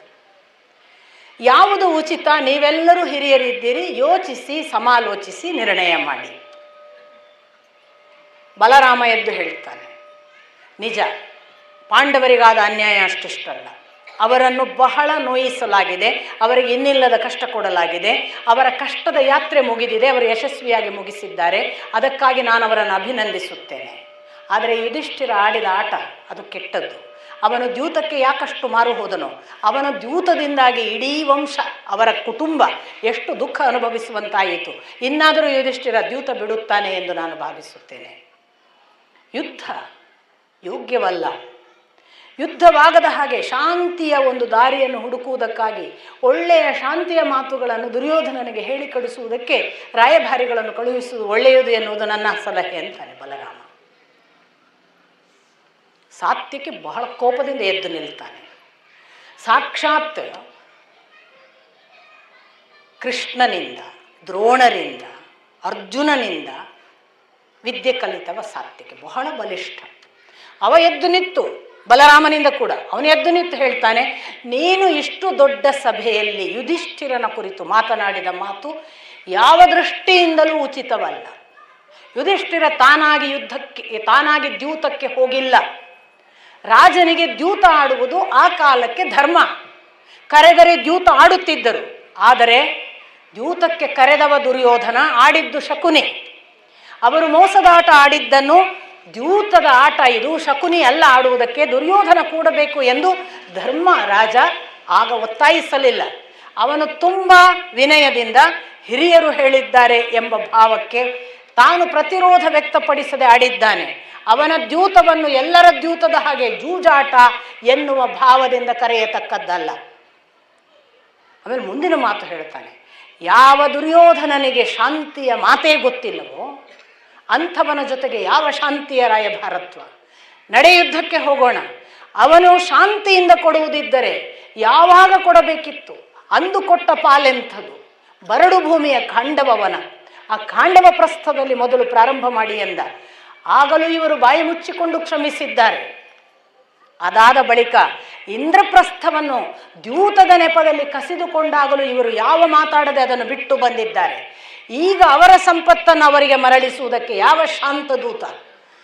ನೇರವಾಗಿ ಅದನ್ನು ಕೊಡು ಎನ್ನುವುದು, ಕೊಡದಿದ್ದರೆ ಯುದ್ಧ ಸಾರುವುದು. ನನಗೆ ಇದೇ ಉಚಿತ ಎನಿಸುತ್ತದೆ. ಸತ್ಯಕ್ಕೆ ಬಹಳ ಕಠೋರವಾಗಿ ಇಷ್ಟಾಗುವಾಗ ದೃಪದ ಹೇಳ್ತಾನೆ, ನಾವು ಎರಡು ರೀತಿಯಿಂದ ಕೆಲಸ ಮಾಡುವುದು ಒಳ್ಳೆಯದು. ಯುಧಿಷ್ಠಿರನನ್ನು ಈಗ ಹಂಗಿಸುವ ಮಾತು ಸರಿಯಲ್ಲ ಎನ್ನುವ ಆ ಸಾತ್ಯಕೆಯ ಮಾತಿಗೆ ನನ್ನ ಸಮ್ಮತಿ ಇದೆ. ಪಾಂಡವರು ಅಜ್ಞಾತವಾಸ ಮುಗಿಸಿ ಬಂದದ್ದರಿಂದ ಅವರೀಗ ಹಕ್ಕಿನಿಂದ ಅರ್ಧ ರಾಜ್ಯಕ್ಕೆ ಹಕ್ಕುದಾರರು. ಅವರಿಗೆ ಕೊಡಬೇಕು ಅನ್ನುವುದು ನ್ಯಾಯಯುತವಾದದ್ದು. ಕೊಡಲಿಕ್ಕಿಲ್ಲ ಅನ್ನುವುದು ದುರ್ಯೋಧನನ ಇಷ್ಟು ದಿನಗಳ ನಡೆಯಿಂದ ನಮಗಿರುವ ಅನುಮಾನ. ಅವನು ಕೊಡಲಿಕ್ಕಿಲ್ಲ ಅನ್ನುವ ಒಂದು ಅನುಮಾನವನ್ನೂ ಇಟ್ಟುಕೊಂಡು ಕೊಡಬಹುದೇನೋ ಅನ್ನುವ ಶಾಂತಿಯ ಪ್ರಯತ್ನವನ್ನು ಮಾಡೋಣ. ಯಾಕೆ ಎರಡರಲ್ಲಿ ಒಂದನ್ನೇ ಆಯ್ಕೆ? ಇತ್ತ ಶಾಂತಿ ದೂತರನ್ನು ಕಳುಹಿಸೋಣ, ಅತ್ತ ನಮ್ಮ ಜೊತೆಗೆ ಯಾರ್ಯಾರಿದ್ದಾರೆ ಅನ್ನುವುದನ್ನು ಪರೀಕ್ಷಿಸುವುದಕ್ಕಾಗಿ ಬೇರೆ ಬೇರೆಯವರಿಗೆ ರಾಜರುಗಳಿಗೆ ಆಮಂತ್ರಣ ಕಳಿಸೋಣ. ಏಕಕಾಲಕ್ಕೆ ನಮ್ಮ ಪಕ್ಷ ಸಂವರ್ಧನೆಯೂ ಆಯಿತು, ಆ ಕಡೆಯಿಂದ ಅವನ ಪ್ರತಿಕ್ರಿಯೆಯೂ ತಿಳಿದ ಹಾಗಾಯಿತು. ಇಲ್ಲಿಂದ ನಮ್ಮ ಒಬ್ಬ ದೂತ ಅಲ್ಲಿಗೆ ಹೋಗಿ ಬರುವುದರೊಳಗೆ ಇತ್ತ ನಮ್ಮ ಪಕ್ಷ ಸಂಘಟನೆಯನ್ನು ಮುಗಿಸುವ ಕೆಲಸವೂ ಮಾಡೋಣ, ಆ ಕಡೆಯಿಂದ ಅವನ ಉತ್ತರವನ್ನು ತಿಳಿಯೋಣ. ದೃಪದನ ಉತ್ತರ ಹೆಚ್ಚು ಚೆನ್ನಾಗಿದೆ. ಅವನು ಹೇಳಿದಂತೆ ನಡೆಯಿರಿ. ನೀವೆಲ್ಲರೂ ಕುಳಿತು ಒಂದು ತೀರ್ಮಾನ ಮಾಡಿ, ದೃಪದ, ನೀನು ನಮಗೆಲ್ಲರಿಗೂ ಹಿರಿಯ, ವೃದ್ಧ, ನೀನು ಅನುಭವಿ, ನೀನು ಒಬ್ಬ ಸಂದೇಶವನ್ನು ಹೇಗೆ ಕಳಿಸುತ್ತಿ ಅನ್ನುವುದನ್ನು ನೀನೇ ನಿರ್ಣಯಿಸಿ ಒಬ್ಬ ಸಂದೇಶಕಾರನನ್ನು ನೀನೇ ಆಯ್ಕೆ ಮಾಡು. ನಮ್ಮೆಲ್ಲರ ಒಮ್ಮತವಿದೆ. ನೀನು ಸಂದೇಶವನ್ನು ಕಳುಹಿಸಿದ ಬಳಿಕ ಯಾವ ಯಾವ ರಾಜರಿಗೆ ಏನೇನು ಆಮಂತ್ರಣ ಕೊಡಬೇಕು ಅನ್ನುವುದನ್ನು ನೀವು ನಿರ್ಣಯಿಸಿಕೊಂಡು ರಾಜರಿಗೆ ಆಮಂತ್ರಣ ಕೊಡಿ. ನನಗೂ ಆಗ ಹೇಳಿ ಕಳುಹಿಸಿ, ನಾನೀಗ ಹೊರಡುತ್ತೇನೆ ಅಂತ ಕೃಷ್ಣ ಹೊರಟು ಬಿಡ್ತಾನೆ. ಅವನು ದ್ವಾರಕೆಗೆ ಹೊರಡ್ತಾನೆ. ಇತ್ತು ದೃಪದ ತನ್ನ ಪುರೋಹಿತನಿಗೆ ಸಂದೇಶವನ್ನು ರೆಡಿ ಮಾಡ್ತಾನೆ ಒಂದು ಕಡೆ. ಇನ್ನೊಂದು ಕಡೆ ಹೇಳ್ತಾನೆ, ಈಗ ನಿಧಾನ ಮಾಡುವುದಲ್ಲ, ಪುರೋಹಿತನಿಗೆ ಸಂದೇಶವನ್ನು ಹೇಳಿ ಕಳುಹಿಸುವ ಏಕಕಾಲಕ್ಕೆ ಇತ್ತ ನೀವು ಬೇರೆ ಬೇರೆ ರಾಜರುಗಳಿಗೆ ಆಮಂತ್ರಣ ಕೊಡಿ. ಯಾರು ಪ್ರಥಮ ಕರೆಯುತ್ತಾರೋ ಅವರಿಗೆ ಇವರು ಒಪ್ಪಿಕೊಳ್ಳಬೇಕು. ಯುದ್ಧ ನಿಯಮ. ಫಸ್ಟ್ ಹೋಗಿ ಯಾವ ರಾಜನನ್ನು ಯಾರು ಮೀಟ್ ಮಾಡಿದಾನೋ ಅವರಿಗೆ ಅವರು, ಅದರಿಂದ ಮಿಸ್ ಆಗಬಾರ್ದು. ತಕ್ಷಣ ಆ ಕೆಲಸ ಪ್ರಾರಂಭ ಮಾಡಿ, ನೀವು ಬೇಗ ಬೇಗನೆ ನಿಮ್ಮ ನಿಮ್ಮ ರಾಜರುಗಳನ್ನು ಯಾರನ್ನು ಕರೆಯಬೇಕು ಅನ್ನೋದನ್ನು ಪ್ರಾರಂಭಿಸಿ ಅಂತ ಲಿಸ್ಟ್ ಮಾಡೋಕ್ಕೆ ಹೇಳ್ತಾನೆ. ಇದು ಎಲ್ಲರಿಗೂ ಒಪ್ಪಿತ ಆಗ್ತದೆ. ಈ ಕಡೆ ಪುರೋಹಿತ ಹೊರಟ, ಅತ್ತ ಕಡೆಯಿಂದ ಈ ರಾಜರುಗಳನ್ನು ಹುಡುಕಿಕೊಂಡು ಹೊರಡೋದಕ್ಕೆ ಅರ್ಜುನ ಈ ಕಡೆ ದ್ವಾರಕೆಗೆ ಹೊರಡ್ತಾನೆ ಕೃಷ್ಣನನ್ನು ಹಿಡಿಯುವುದಕ್ಕೆ ಅಥವಾ ಕೃಷ್ಣನನ್ನು ಕರೆಯುವುದಕ್ಕೆ. ಕೃಷ್ಣನನ್ನು ತಾನೂ ಕರಿಬೇಕು ಅಂತ ಅಷ್ಟೇ ವೇಗವಾಗಿ ದುರ್ಯೋಧನ ಹೊರಡ್ತಾನೆ. ದುರ್ಯೋಧನಾದಿಗಳಿಗೆ ಸುದ್ದಿ ಬಂದಿರುತ್ತೆ ಇವರಿಗೆ ಯುದ್ಧ ಅಥವಾ ಸಂಧಾನ ಏನೂ ಮಾಡಬಹುದು ಅಂತ. ಮತ್ತು ಅವರು ಈ ಥರ ಆಮಂತ್ರಣ ಕೊಡ್ತಿದ್ದಾರೆ ಬೇರೆ ಬೇರೆ ರಾಜರಿಗೆ ಅಂತ ಅವರಿಗೂ ಗೊತ್ತಾಗುತ್ತೆ. ಯಾಕೆ ಅಂದರೆ ಮಾತಿನಲ್ಲಿ ಒಂದು ಕಡೆ ಸಾತ್ಯಕಿ ಹೇಳ್ತಾನೆ, ಅವರು ಶಾಂತಿಗೆ ಬರುವವರಾಗಿದ್ದರೆ ಈಗೊಂದು ಗಾಳಿ ಸುದ್ದಿ ಹಬ್ಬಿಸಿದ್ದಾರಲ್ಲ, ಅಜ್ಞಾತವಾಸ ಮುಗಿಯುವ ಮೊದಲೇ ಪಾಂಡವಾದಿಗಳು ಹೊರಗೆ ಬಂದಿದ್ದಾರೆ, ಅವರಿಗೆ ಮತ್ತೆ ವನವಾಸವಾಗಬೇಕು, ಅವರು ನಿಜವಾದ ದಿನಾಂಕ ಪಾಲಿಸಿಲ್ಲ. ನೋಡಿ, ದುಷ್ಟರೆಲ್ಲ ಸುಳ್ಳುಗಳನ್ನು ರಿಪೀಟೆಡ್ಲಿ ಹೇಳಿ ಹೇಳಿ ಸತ್ಯ ಮಾಡಿಬಿಡ್ತಾರೆ. ಭಯಾನಕ ಅವರು. ಎಲ್ಲ ಒಳ್ಳೆಯವರು ಸತ್ತದ್ದೇ ಹೀಗೆ ಪಾಪ, ಅವ್ರು ಹೇಳಿದ ಸುಳ್ಳುಗಳ ಪರಂಪರೆಯಿಂದ. ಇದು ಭಯಾನಕ, ಇದು ಎಲ್ಲ ಕಡೆ ನಡೆಯುತ್ತೆ. ಈ ಕಾಲಕ್ಕೂ ನೀವು ನೋಡಿ, ಸತ್ಯ ಮಾತಾಡಿದವನಿಗೆ ಬೆಲೆಯೇ ಇಲ್ಲ. ಅದನ್ನು ಎಲ್ಲರೂ ಸೇರಿ ಅವ್ರು ಹೇಳಿದ್ದು ಸುಳ್ಳು, ಅವ್ರು ಸುಳ್ಳು ಹೇಳುವುದು, ಅವರಿಗೆ ಸುಳ್ಳು ಹೇಳಿ ಅಭ್ಯಾಸ. ಒಳಗೆ ಕೂತು ಆತ್ಮಕ್ಕೆ ನೋವು ನಮಗೆ ಗೊತ್ತು, ನಾವು ಸುಳ್ಳು ಆಡದವರಿಗೆ. ಇನ್ನೇನಾದರೂ ಹೇಳಿ, ಅವರಿಗೆ ತಿಳುವಳಿಕೆ ಇಲ್ಲ, ಅವರ ಅಜ್ಞಾನದಿಂದ ಮಾತಾಡಿದ್ದಾರೆ ಅನ್ನಿ, ಸುಳ್ಳಾಡಿದ್ದಾರೆ ಅನ್ನಬೇಡಿ. ಜೀವನದಲ್ಲಿ ಸತ್ಯ ಆಡಿದವರಿಗಾಗುವ ಆತ್ಮದ ನೋವು ಉಂಟಲ್ಲ, ಅದು ನಿಮಗೆ ಮುಟ್ಟಿಯೇ ಮುಟ್ತದೆ. ಸುಳ್ಳಾಡದವರಿಗೆ ಎಂದು ಸುಳ್ಳು ಅನ್ನಬಾರ್ದು. ಎಂಥ ಸುಳ್ಳುಗಳನ್ನು ಕ್ರಿಯೇಟ್ ಮಾಡ್ತಾರೆ ಪಾಂಡವಾದಿಗಳ ಬಗ್ಗೆ. ಸುಳ್ಳು ಮಾತಾಡೋದಿದ್ರೆ ಯಾವತ್ತೂ ಹೊರಗೆ ಬಂದು ಏನೋ ಮಾಡ್ಬೋದಿತ್ತಲ್ಲ. ಒಂದು ಸಾಮಾನ್ಯ ಪರಿಜ್ಞಾನ ಇಲ್ಲ. ಈ ಥರ ಮಾಡುವವರು ಈ ಕಾಲಕ್ಕೆ ನಮ್ಮ ನಿಮ್ಮ ಮನೆಗಳಲ್ಲಿದ್ದಾರೆ. ನಾನು ಸಾಕ್ಷಾತ್ ಅನುಭವಿಸಿ ಹೇಳುತ್ತೇನೆ, ಹೊರಗಿಲ್ಲ, ಶತ್ರುಗಳು ನಮ್ಮ ಒಳಗಿದ್ದಾರೆ. ಅವರೆಲ್ಲ ಸುಳ್ಳುಗಳನ್ನೇ ನಮ್ಮ ಸುತ್ತ, ಇವರು ಸುಳ್ಳು ಹೇಳೋರು ಅಂತ ಹೇಳುವುದನ್ನೇ ಪರಿಪಾಠ ಮಾಡಿಸಿ ಜನರ ಮೂಲಕ ನಮ್ಮ ಮರ್ಯಾದೆ ತೆಗಿಬೇಕು ಅನ್ನುವುದೇ ಅವರ ಉದ್ದೇಶ. ಆತ್ಮ ಮಾತ್ರ ಎಷ್ಟು ಬಲಿಷ್ಠ ಅಂದರೆ ಅದು ಭಗವಂತ ಎಷ್ಟು ನಮ್ಮ ಜೊತೆಗೆ ಅನ್ನುವುದನ್ನು ನಿಮಿಷ ನಿಮಿಷ ಗಮನಕ್ಕೆ ತರ್ತಾನೆ. ಆ ಸಂದರ್ಭದಲ್ಲಿ ಬೇಕಾದವ್ರು ನಮಗೆ ಬೇಕಾದ್ದು ಮಾಡಲಿ, ಭಗವಂತ ಗೊತ್ತುಪಡಿಸ್ತಾನೆ, ನಿನಗೆ ನಾನಿದ್ದೇನೆ, ಚಿಂತೆ ಮಾಡಬೇಡ ಅಂತ. ಯಾಕೆ ಗೊತ್ತಾ? ಮೋಸ ಮಾಡಿಲ್ಲ ನೀನು, ನಿನ್ನ ಆತ್ಮಕ್ಕೆ ನೀನು ನಿಷ್ಠೆಯಿಂದ ಸತ್ಯ ನುಡಿದಿದ್ದಿ, ನಿನ್ನನ್ನು ಕಾಯುವುದು ನನ್ನ ಹೊಣೆ ಅನ್ನುವ ಹಾಗೆ ಭರವಸೆ. ಇದು ಪಾಂಡವರಿಗಿತ್ತು. ಅದಕ್ಕೆ ಸಾತ್ಯಕ್ಕೆ ಹೇಳಿದ, ದಿನ ಬೆಳಗಾದರೆ, ಈಗ ಮೊನ್ನೆಯಿಂದ ಶುರು ಮಾಡಿದ್ದಾರೆ ಅವರು, ಹೊರಗೆ ಬಂದಾಗಿದೆ, ಅಜ್ಞಾತವಾಸ ಮುಗ್ದಿರಲ್ಲ, ಅವ್ರು ಇನ್ನೂ 13 ವರ್ಷ ಹೋಗಬೇಕು, ಇವ್ರು 13 ವರ್ಷ ಕಳಿಸಿಬಿಟ್ಟು ಈಗಲೇ ನಮ್ಮ ಅಪ್ಪನ ಪ್ರಕಾರ ಬಹುತೇಕ 72 ವರ್ಷ ಯುಧಿಷ್ಠಿರನಿಗೆ ಯುದ್ಧ ಆಗುವಾಗ. ಅವನು 71 ಭೀಮನಿಗೆ, 70 ಅರ್ಜುನನಿಗೆ, 70 ಶ್ರೀಕೃಷ್ಣನಿಗೆ, 6 ತಿಂಗಳು ದೊಡ್ಡವ ಅವನು, 69 ಇವರಿಬ್ಬರಿಗೆ. ಇನ್ನು 13 ವರ್ಷ ಆದರೆ ಇವನಿಗೇನು ಉದ್ದೇಶ? ಹೆಂಗೂ ಸಾಯ್ತಾರೆ, ಅಷ್ಟರೊಳಗೆ ನಾನೇ ಮೆರೆದಾಡಬೇಕು. ಒಬ್ಬ ಪಡೆದವನಿಗೆ ಎಷ್ಟು ಆಸೆ ರೀ, ಎಲ್ಲಿವರೆಗೆ ಪಡೆಯುವ ಆಸೆ? ಕೊಡೋ ಮಾತೇ ಇಲ್ವಲ್ಲ ಜೀವನದಲ್ಲಿ, ಸಾಕು ಅನ್ನುವ ಮಾತೇ ಬರಲ್ವಲ್ಲ ಯಾರಿಗೂ ಕೂಡ. ಎಂಥ ಬೇಸರದ ವಿಷಯ. ನಮಗೆ ಯಾವಾಗ ಬರೋದಿದು? ಸಾಕು, ನಾನೇನು ಪಡೀಲಿಕ್ಕೆ ಬಂದವಳಲ್ಲ, ಕೊಡ್ಲಿಕ್ಕೆ ಬಂದವಳು ಅಂತ ಯಾಕೆ ಬರಲ್ಲ ನಮಗೆ? ಎಂಥ ದುರಂತ ಮನುಷ್ಯನ ಜೀವನದಲ್ಲಿ. ಅಪಚಾರ ಅಪಚಾರ ಅದನ್ನು ಸಾತ್ಯಕ್ಕೆ ಹೇಳಿದ. ಆದ್ದರಿಂದ ಇವರ ಬಗ್ಗೆ ಇದೆಲ್ಲ ಆಯಿತು. ಈ ದುರ್ಯೋಧನನಿಗೆ ಗೊತ್ತಾಯಿತು, ಇವರು ಹೀಗೆಲ್ಲ ಮಾತಾಡ್ತಿದ್ದಾರೆ ನಮ್ಮ ಬಗ್ಗೆ, ಇವರು ನಮ್ಮ ಮೇಲೆ ಸಿಟ್ಟಾಗಿದ್ದಾರೆ, ನಾವು ಶಾಂತಿಗೆ ಬರಲ್ಲ ಅಂತ ಇವರಿಗೆ ಗೊತ್ತಾಗಿದೆ. ಯಾಕಂದ್ರೆ ನಾವು ಈ ರೂಮರ್ ಮಾಡೋದ್ರಿಂದ ಅವರಿಗೆ ಅದು ನಮ್ಮನ್ನು ಅರ್ಥ ಮಾಡ್ಕೊಂಡಿದ್ದಾರೆ. ನಾವು ನಮ್ಮ ಪ್ರಯತ್ನ ಮಾಡಬಹುದು. ಇವನು ಓಟ ಶುರು ಮಾಡಿದ್ದಾನೆ, ಈಗಾಗಲೇ ಯಾವ ರಾಜರನ್ನೆಲ್ಲ ಹಿಡಿಬಹುದು ಅಂತ. ಏಕಕಾಲಕ್ಕೆ ದ್ವಾರಕೆಗೆ ದುರ್ಯೋಧನ ಮತ್ತು ಅರ್ಜುನ ತಲುಪ್ತಾರೆ. ಅಂತಃಪುರದಲ್ಲಿ ಮಲಗಿದ್ದಾನೆ ಅಂತ ಗೊತ್ತಾಗುತ್ತೆ ಕೃಷ್ಣನ ಅಂತಃಪುರಕ್ಕೆ ಮೊದಲು ಹೋಗಿ ದುರ್ಯೋಧನ ಸೇರ್ತಾನೆ. ಸ್ವಲ್ಪ ಮೊದಲು ಬಂದಿರ್ತಾನೆ. ಮೊದಲು ಹೋಗಿ ಕೃಷ್ಣ ಮಲಗಿದ್ದ ತಲೆಯ ಹಿಂಭಾಗದ ಆಸನದಲ್ಲಿ ಕೂತ್ಬಿಡ್ತಾನೆ. ನಂತರ ಬಂದವ ಅರ್ಜುನ ಪಾದಗಳ ಸಮೀಪ ಬದ್ಧಾಂಜಲಿಯಾಗಿ ಕುಳಿತ ಅಂತಲೇ ವಿವರಣೆ ಇದೆ. ಕೈ ಜೋಡಿಸಿ ಪಾದಗಳ ಸಮೀಪ ಅರ್ಜುನ ಕೂತಿದ್ದಾನೆ.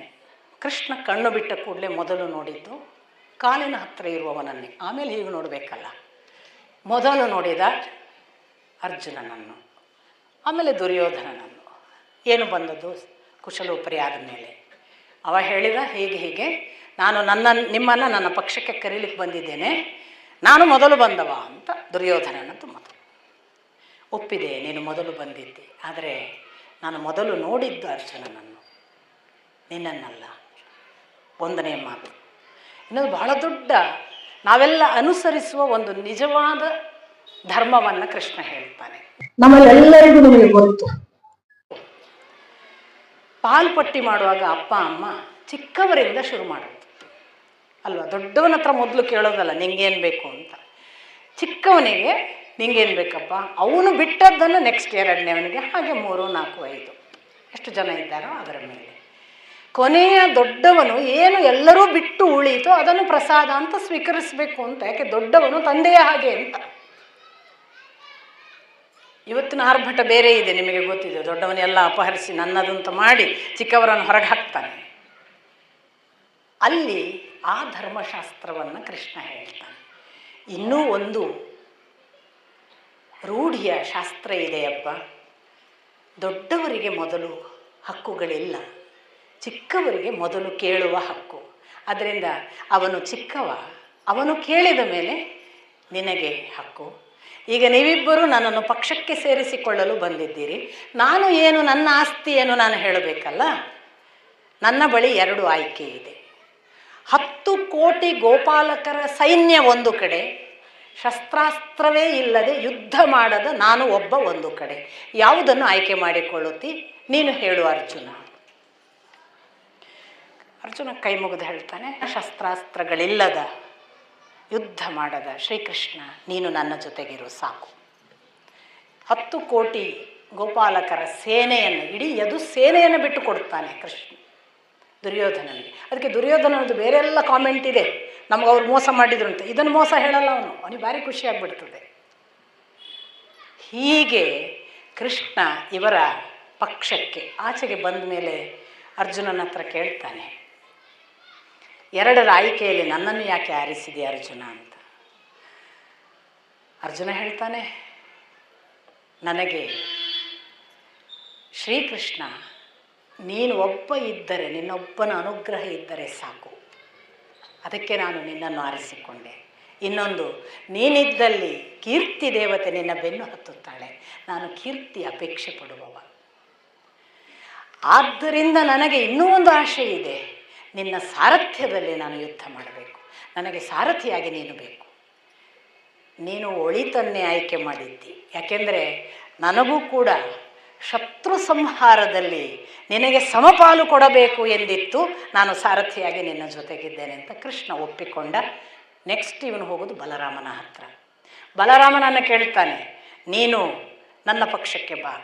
ಬಲರಾಮ ತಕ್ಷಣ ಹೇಳ್ತಾನೆ, ಕೃಷ್ಣ ಆ ಕಡೆಗಿದ್ದಾನೆ, ಕೃಷ್ಣ ನನಗೆ ಪರಮ ಪ್ರಿಯ, ನಾನು ಅವನನ್ನು ಬಿಟ್ಟು ನಿನ್ನ ಕಡೆಗೆ ಬರಲಾಗುವುದಿಲ್ಲ. ಆದರೆ ನಿನ್ನ ಮೇಲೂ ನನಗೆ ಅಭಿಮಾನ ಇದೆ, ಯಾಕೆ ಇವನು ಭೀಮಸೇನನ ಹಾಗೆ ಇವನಿಗೆ ಗದಾಯುದ್ಧವನ್ನು ಕಲಿಸಿದವ. ಹಾಗಾಗಿ ನನಗೆ ನಿನ್ನ ಮೇಲೂ ಅಭಿಮಾನವಿದೆ ದುರ್ಯೋಧನ, ಹಾಗಾಗಿ ನಾನು ಪಾಂಡವರ ಕಡೆಗೂ ಸೇರುವುದಿಲ್ಲ, ನ್ಯೂಟ್ರಲ್. ಹಾಗಾಗಿ ಬಲರಾಮ ಯುದ್ಧ ಮಾಡೋದಿಲ್ಲ ಅಂತ. ಹೀಗಾಗಿ ಬಲರಾಮ ಇಲ್ಲ. ಶಲ್ಯ ಮಾದ್ರಿಯ ಅಣ್ಣ, ಇವರಿಗೆ ಸೋದರ ಮಾವ, ನಕುಲ ಸಹದೇವರಿಗಾಯಿತು, ಪಾಂಡವರಿಗಾಯಿತು. ಈ ಶಲ್ಯನನ್ನು ಲಪಟಾಯಿಸಬೇಕು ಅಂತ ದುರ್ಯೋಧನ ಪ್ಲ್ಯಾನ್ ಮಾಡ್ತಾನೆ. ಶಲ್ಯ ಆ್ಯಕ್ಚುಲಿ ಸುದ್ದಿ ಗೊತ್ತಾಗಿ ಉಪಪ್ಲವ್ಯಕ್ಕೆ ಬರಬೇಕು, ವಿರಾಟನಿಂದ ಗೆದ್ದುಕೊಂಡಿದ್ದಾರೆ, ವಿರಾಟನನ ಯುದ್ಧದಲ್ಲಿ ಗೆದ್ದಿಸಿದ್ದಾರೆ ಈ ಪಾಂಡವರು, ಅಜ್ಞಾತವಾಸ ಮುಗಿಸಿದ್ದಾರೆ ಅಂತ ಹೇಳಿ ಗೊತ್ತಾಗಿ ಅವರನ್ನು ಅಭಿನಂದಿಸಬೇಕು ಅಂತ ಅವನು ತನ್ನ ಸೇನೆ ಜೊತೆಗೆ ಬರ್ತಿದ್ದಾನೆ. ದಾರಿಯಲ್ಲಿ ಅವನನ್ನು ಆದರ ಆತಿಥ್ಯ ಮಾಡಲಿಕ್ಕೆ ಒಂದು ಸಭಾಮಂದಿರ ನಿರ್ಮಾಣ ಮಾಡಿಸ್ತಾನೆ ದುರ್ಯೋಧನ. ಸಿಕ್ಕಾಪಟ್ಟೆ ದೂರದಿಂದ ಬರುವವರಿಗೆ ದಣಿವಾಗೋದು ಸಹಜ. ಅಲ್ಲಲ್ಲಿ ವ್ಯವಸ್ಥೆ ಮಾಡಿದ್ದಾರೆ, ಬನ್ನಿ ಬನ್ನಿ ಅಂತ ಕರೀತಾರೆ. ಆ ಸಭಾಮಂದಿರ ಹೋಗ್ತಾನೆ, ಸಿಕ್ಕಾಪಟ್ಟೆ ಅವನನ್ನು ಸಂತೃಪ್ತಿಗೊಳಿಸ್ತಾರೆ ದುರ್ಯೋಧನನ ಕಡೆಯವರು. ದುರ್ಯೋಧನ ಕಾಣಿಸೋದಿಲ್ಲ, ಎಲ್ಲ ಪಾಂಡವರೇ ವ್ಯವಸ್ಥೆ ಮಾಡಿದ್ದಾರೆ ಅಂತ ಪಾಪ ಇವನು ಶಲ್ಯ ಬಹಳ ಸಂತೋಷಪಟ್ಟು, ನೀವು ನನ್ನ ಇಡೀ ಸೇನೆಯನ್ನು, ನನ್ನನ್ನು ಸಂತೃಪ್ತಿಗೊಳಿಸಿದ್ದೀರಿ, ನಿಮಗಾಗಿ ನಾನು ಏನು ಕೊಡಲಿ ಅಂತ ಕೇಳಿಬಿಡ್ತಾನೆ. ದುರ್ಯೋಧನ ಬರ್ತಾನೆ, ನಮ್ಮ ಪಕ್ಷಕ್ಕೆ ಬಾ. ಮೊದಲು ಬಂದವರಿಗೆ ಇಲ್ಲ ಹೇಳಲಿಕ್ಕಿಲ್ಲ, ಯುದ್ಧ ನಿಯಮ. ಆಗಲೇ ಅಂತ ಒಪ್ಪಿಕೊಳ್ತಾನೆ, ನಾನು ನಿನ್ನ ಜೊತೆಗಿದ್ದೇನೆ ಅಂತ ಹೇಳ್ತಾನೆ. ಹೇಳಿದ ನಂತರ ನಾನು ಮುಂದೆ ನನಗೊಂಚೂರು ಕೆಲಸವಿದೆ, ನಾನು ಪಾಂಡವರನ್ನು ಕಂಡು ಬರ್ತೇನೆ, ಅವರ ಬಳಿ ಹೋಗಿ ನಿನ್ನ ಅಭಿಪ್ರಾಯ ಬದಲಿಸಲಿಕ್ಕಿಲ್ಲ. ಇವ ಮತ್ತೆ ಹೇಳ್ತಾನೆ, ಇಲ್ಲ ಇಲ್ಲ, ಕೊಟ್ಟ ಮಾತು ತಪ್ಪುವುದಿಲ್ಲ, ನಾನು ನಿನ್ನ ಜೊತೆಗೆ ಹೋಗ್ತಾನೆ. ಪಾಂಡವರನ್ನು ಹೋಗಿ ಅಭಿನಂದಿಸಿ ಯುಧಿಷ್ಠಿರನಿಗೆ ಇದ್ದ ವಿಷಯ ಹೇಳ್ತಾನೆ. ಹೀಗೀಗಾಗಿದೆಪ್ಪ. ಕೂಡಲೇ ಶಲ್ಯನ ಮಾತು ಕೇಳಿ ಯುಧಿಷ್ಠಿರ ಖಿನ್ನನಾಗಲಿಲ್ಲ. ಅವನೇನು ಹೇಳ್ತಾನೆ ಅಂದರೆ, ನನಗೆ ಅದರ ಬಗ್ಗೆ ಬೇಸರವಿಲ್ಲ ಮಾವ. ಆದರೆ ಒಂದು ಕೆಲಸ ನನಗಾಗಿ ಮಾಡು. ಏನು? ಒಂದು ಸಂದರ್ಭ ಕರ್ಣಾರ್ಜುನರು ಯುದ್ಧ ಮಾಡುವುದು ಮುಂದೆ ಬರುತ್ತದೆ. ಆಗ ದಯವಿಟ್ಟು ಕರ್ಣನ ಸಾರಥ್ಯ ನೀನು ಮಾಡು. ಆ ಕರ್ಣನಿಗೆ ಸಾರಥ್ಯದಲ್ಲಿ ಇರುವಾಗ ಎಷ್ಟು ಸಾಧ್ಯವೋ ಅಷ್ಟು ಕರ್ಣನ ತೇಜೋವಧೆ ಮಾಡುವ, ಅವನನ್ನು ಪ್ರೋತ್ಸಾಹಿಸದೇ ಇರುವ, ಅವನನ್ನು ಕಡಿಮೆ ಮಾಡುವ, ಅಪಮಾನಿಸುವ ಮಾತುಗಳನ್ನು ಸಾರಥಿಯ ಸ್ಥಾನದಲ್ಲಿ ಕುಳಿತು ನಿರಂತರ ನೀನು ಮಾತಾಡಬೇಕು. ಇದು ನನ್ನ ವೈಯಕ್ತಿಕ ಪ್ರಾರ್ಥನೆ. ಒಪ್ಪಿದೆ ಯುಧಿಷ್ಠಿರ, ನನಗೂ ಇದು ಒಂದು ಒಳ್ಳೆಯ ಅವಕಾಶ. ಯಾಕೆ ಮೋಸದಿಂದ ಕರ್ಕೊಂಡಿದ್ದಾನೆ, ಮೋಸಕ್ಕೆ ಪ್ರತಿ ಮೋಸ ನನಗೂ ಒಂದು ಅವಕಾಶ ಅನ್ನುವ ಹಾಗೆ ಶಲ್ಯ ಖಂಡಿತ ನಾನು ಅದನ್ನು ಮಾಡ್ತೇನೆ. ನೀವೇನಾದರೂ ಯುದ್ಧ ಭಾಗ ಓದಿದರೆ ಕರ್ಣ ಎಷ್ಟು ಇರಿಟೇಟ್ ಆಗ್ತಾನೆ, ಓದಿ ಅದನ್ನು. ಈಗ ಕೂತ್ಕೊಳ್ಳಿಕ್ಕೆ ಬಿಡೋದಿಲ್ಲ ಕರ್ಣನನ್ನು, ನಿರಂತರ ತೇಜೋವಧೆ ಮಾಡ್ತಾನೆ. ನೀನೇನು ಮಾಡಿದ್ಯಾ, ನೀನೇನು ದೊಡ್ಡದು, ಅವ್ರು ನೋಡೋರು ಹೆಂಗಿದ್ದಾರೆ, ಹೇಳೋದೇ ಹೇಳೋದು. ನೀನು ನನ್ನ ಸಾರಥಿ ಯಾಕಾಗಿದ್ದಿ ಮಾರ, ಎಲ್ಲರೂ ಹೋಗಿ ಕೂತ್ಕೊಂತ ನೀವು, ಅಷ್ಟು ಬೇಸರ ಬರುತ್ತೆ. ಅಲ್ಲಿವರೆಗೆ ತೇಜೋವಧೆ ಮಾಡ್ತಾನೆ. ಮಾತು ತಪ್ಪಲ್ಲ ಶಲ್ಯ, ಇಂಥ ಎಲ್ಲ ಸುಂದರ, ಅದಕ್ಕೆ ಲಾಜಿಕ್ ಇಲ್ಲಿಂದ ಸಿಗಬೇಕು, ಆಗ ಅಲ್ಲಿ ಯಾಕೆ ಹಾಗೆ ಮಾಡಿದಾಗ ಗೊತ್ತಾಗುತ್ತೆ. ಇಂಥ ಎಲ್ಲ ಸಂದರ್ಭಗಳನ್ನು ದಾಟಿ ಮುಂದೆ ಅವರು ಶಲ್ಯನದೊಂದು ಕಥೆ ಪ್ರಾರಂಭ ಮಾಡ್ತಾನೆ. ಇಂದ್ರ ಶಚಿಗೂ ದುಃಖ ಬಂದಿತ್ತಪ್ಪ, ಹಾಗೆ ನಿಮ್ಮ ದುಃಖ ಕೆಲವು ಕಾಲ ಅದು ಪಾರಾಗ್ತೀರಿ, ನಾನು ನಿಮ್ಮ ಜೊತೆಗಿದ್ದೇನೆ. ಆದರೆ ಅಲ್ಲಿ ದೈಹಿಕವಾಗಿ ಅವರಿಗೆ ನನ್ನ ಎಲ್ಲ ಕರ್ತವ್ಯಗಳನ್ನು ಅವರ ಜೊತೆಗೆ ಮಾಡ್ತೀನಿ ಅಂತ ಹೇಳಿ ವೃತ್ರಾಸುರನ ಕಥೆ ನಾನು ಮೊನ್ನೆ ಹೇಳಿದ್ದೇನೆ ನಿಮಗೆ, ಅದನ್ನೆಲ್ಲ ಮತ್ತೆ ಹೇಳಿ ಇಂದ್ರನನ್ನು ಶಚಿಯನ್ನೂ ಬೇಡಿದ್ನಲ್ಲ ನಹುಷ, ಮುಂದೆ ಆ ನಹುಷನಿಗೆ ಯಾವ ಶಾಪ ಆಗಿ ಆ ನಹುಷ ಅಜಗರನಾದದ್ದು ಕಥೆಯನ್ನು ನಾನು ಹೇಳಿದ್ದೆ. ಅದೆಲ್ಲವನ್ನು ಹೇಳಿ ಮತ್ತೆ ಇಂದ್ರಶಚಿಯರು ಒಂದಾಗಿ ತ್ರಿಲೋಕ ಸಾಮ್ರಾಜ್ಯ ಅಧಿಪತಿ ಆದ ಹಾಗೆ ದೇವತೆಗಳಿಗೆ ಮತ್ತೆ ಅಧಿಪತಿ ಆದದ್ದನ್ನೆಲ್ಲ ಹೇಳಿ, ನಿನಗೂ ಒಳ್ಳೆಯ ಕಾಲ ಬರುತ್ತೆ, ನೀವು ಕೂಡ ಅಂಥದ್ದೊಂದು ನಿಜವಾದ ಆ ಸ್ಥಿತಿಯನ್ನು ತಲುಪ್ತೀರಿ, ನನಗೆ ಸಂಪೂರ್ಣ ಭರವಸೆ ಇದೆ ಅಂತ ಶಲ್ಯ ಹೇಳ್ತಾನೆ. ಇತ್ತ ದೃಪದನ ಪುರೋಹಿತ ದೂತನಾಗಿ ಅತ್ತ ಧೃತರಾಷ್ಟ್ರನ ಬಳಿ ಹೋಗಿದ್ದ. ಅಲ್ಲೇನಾಯಿತು ನಾಳೆ ನೋಡೋಣ. ನಮಸ್ಕಾರ.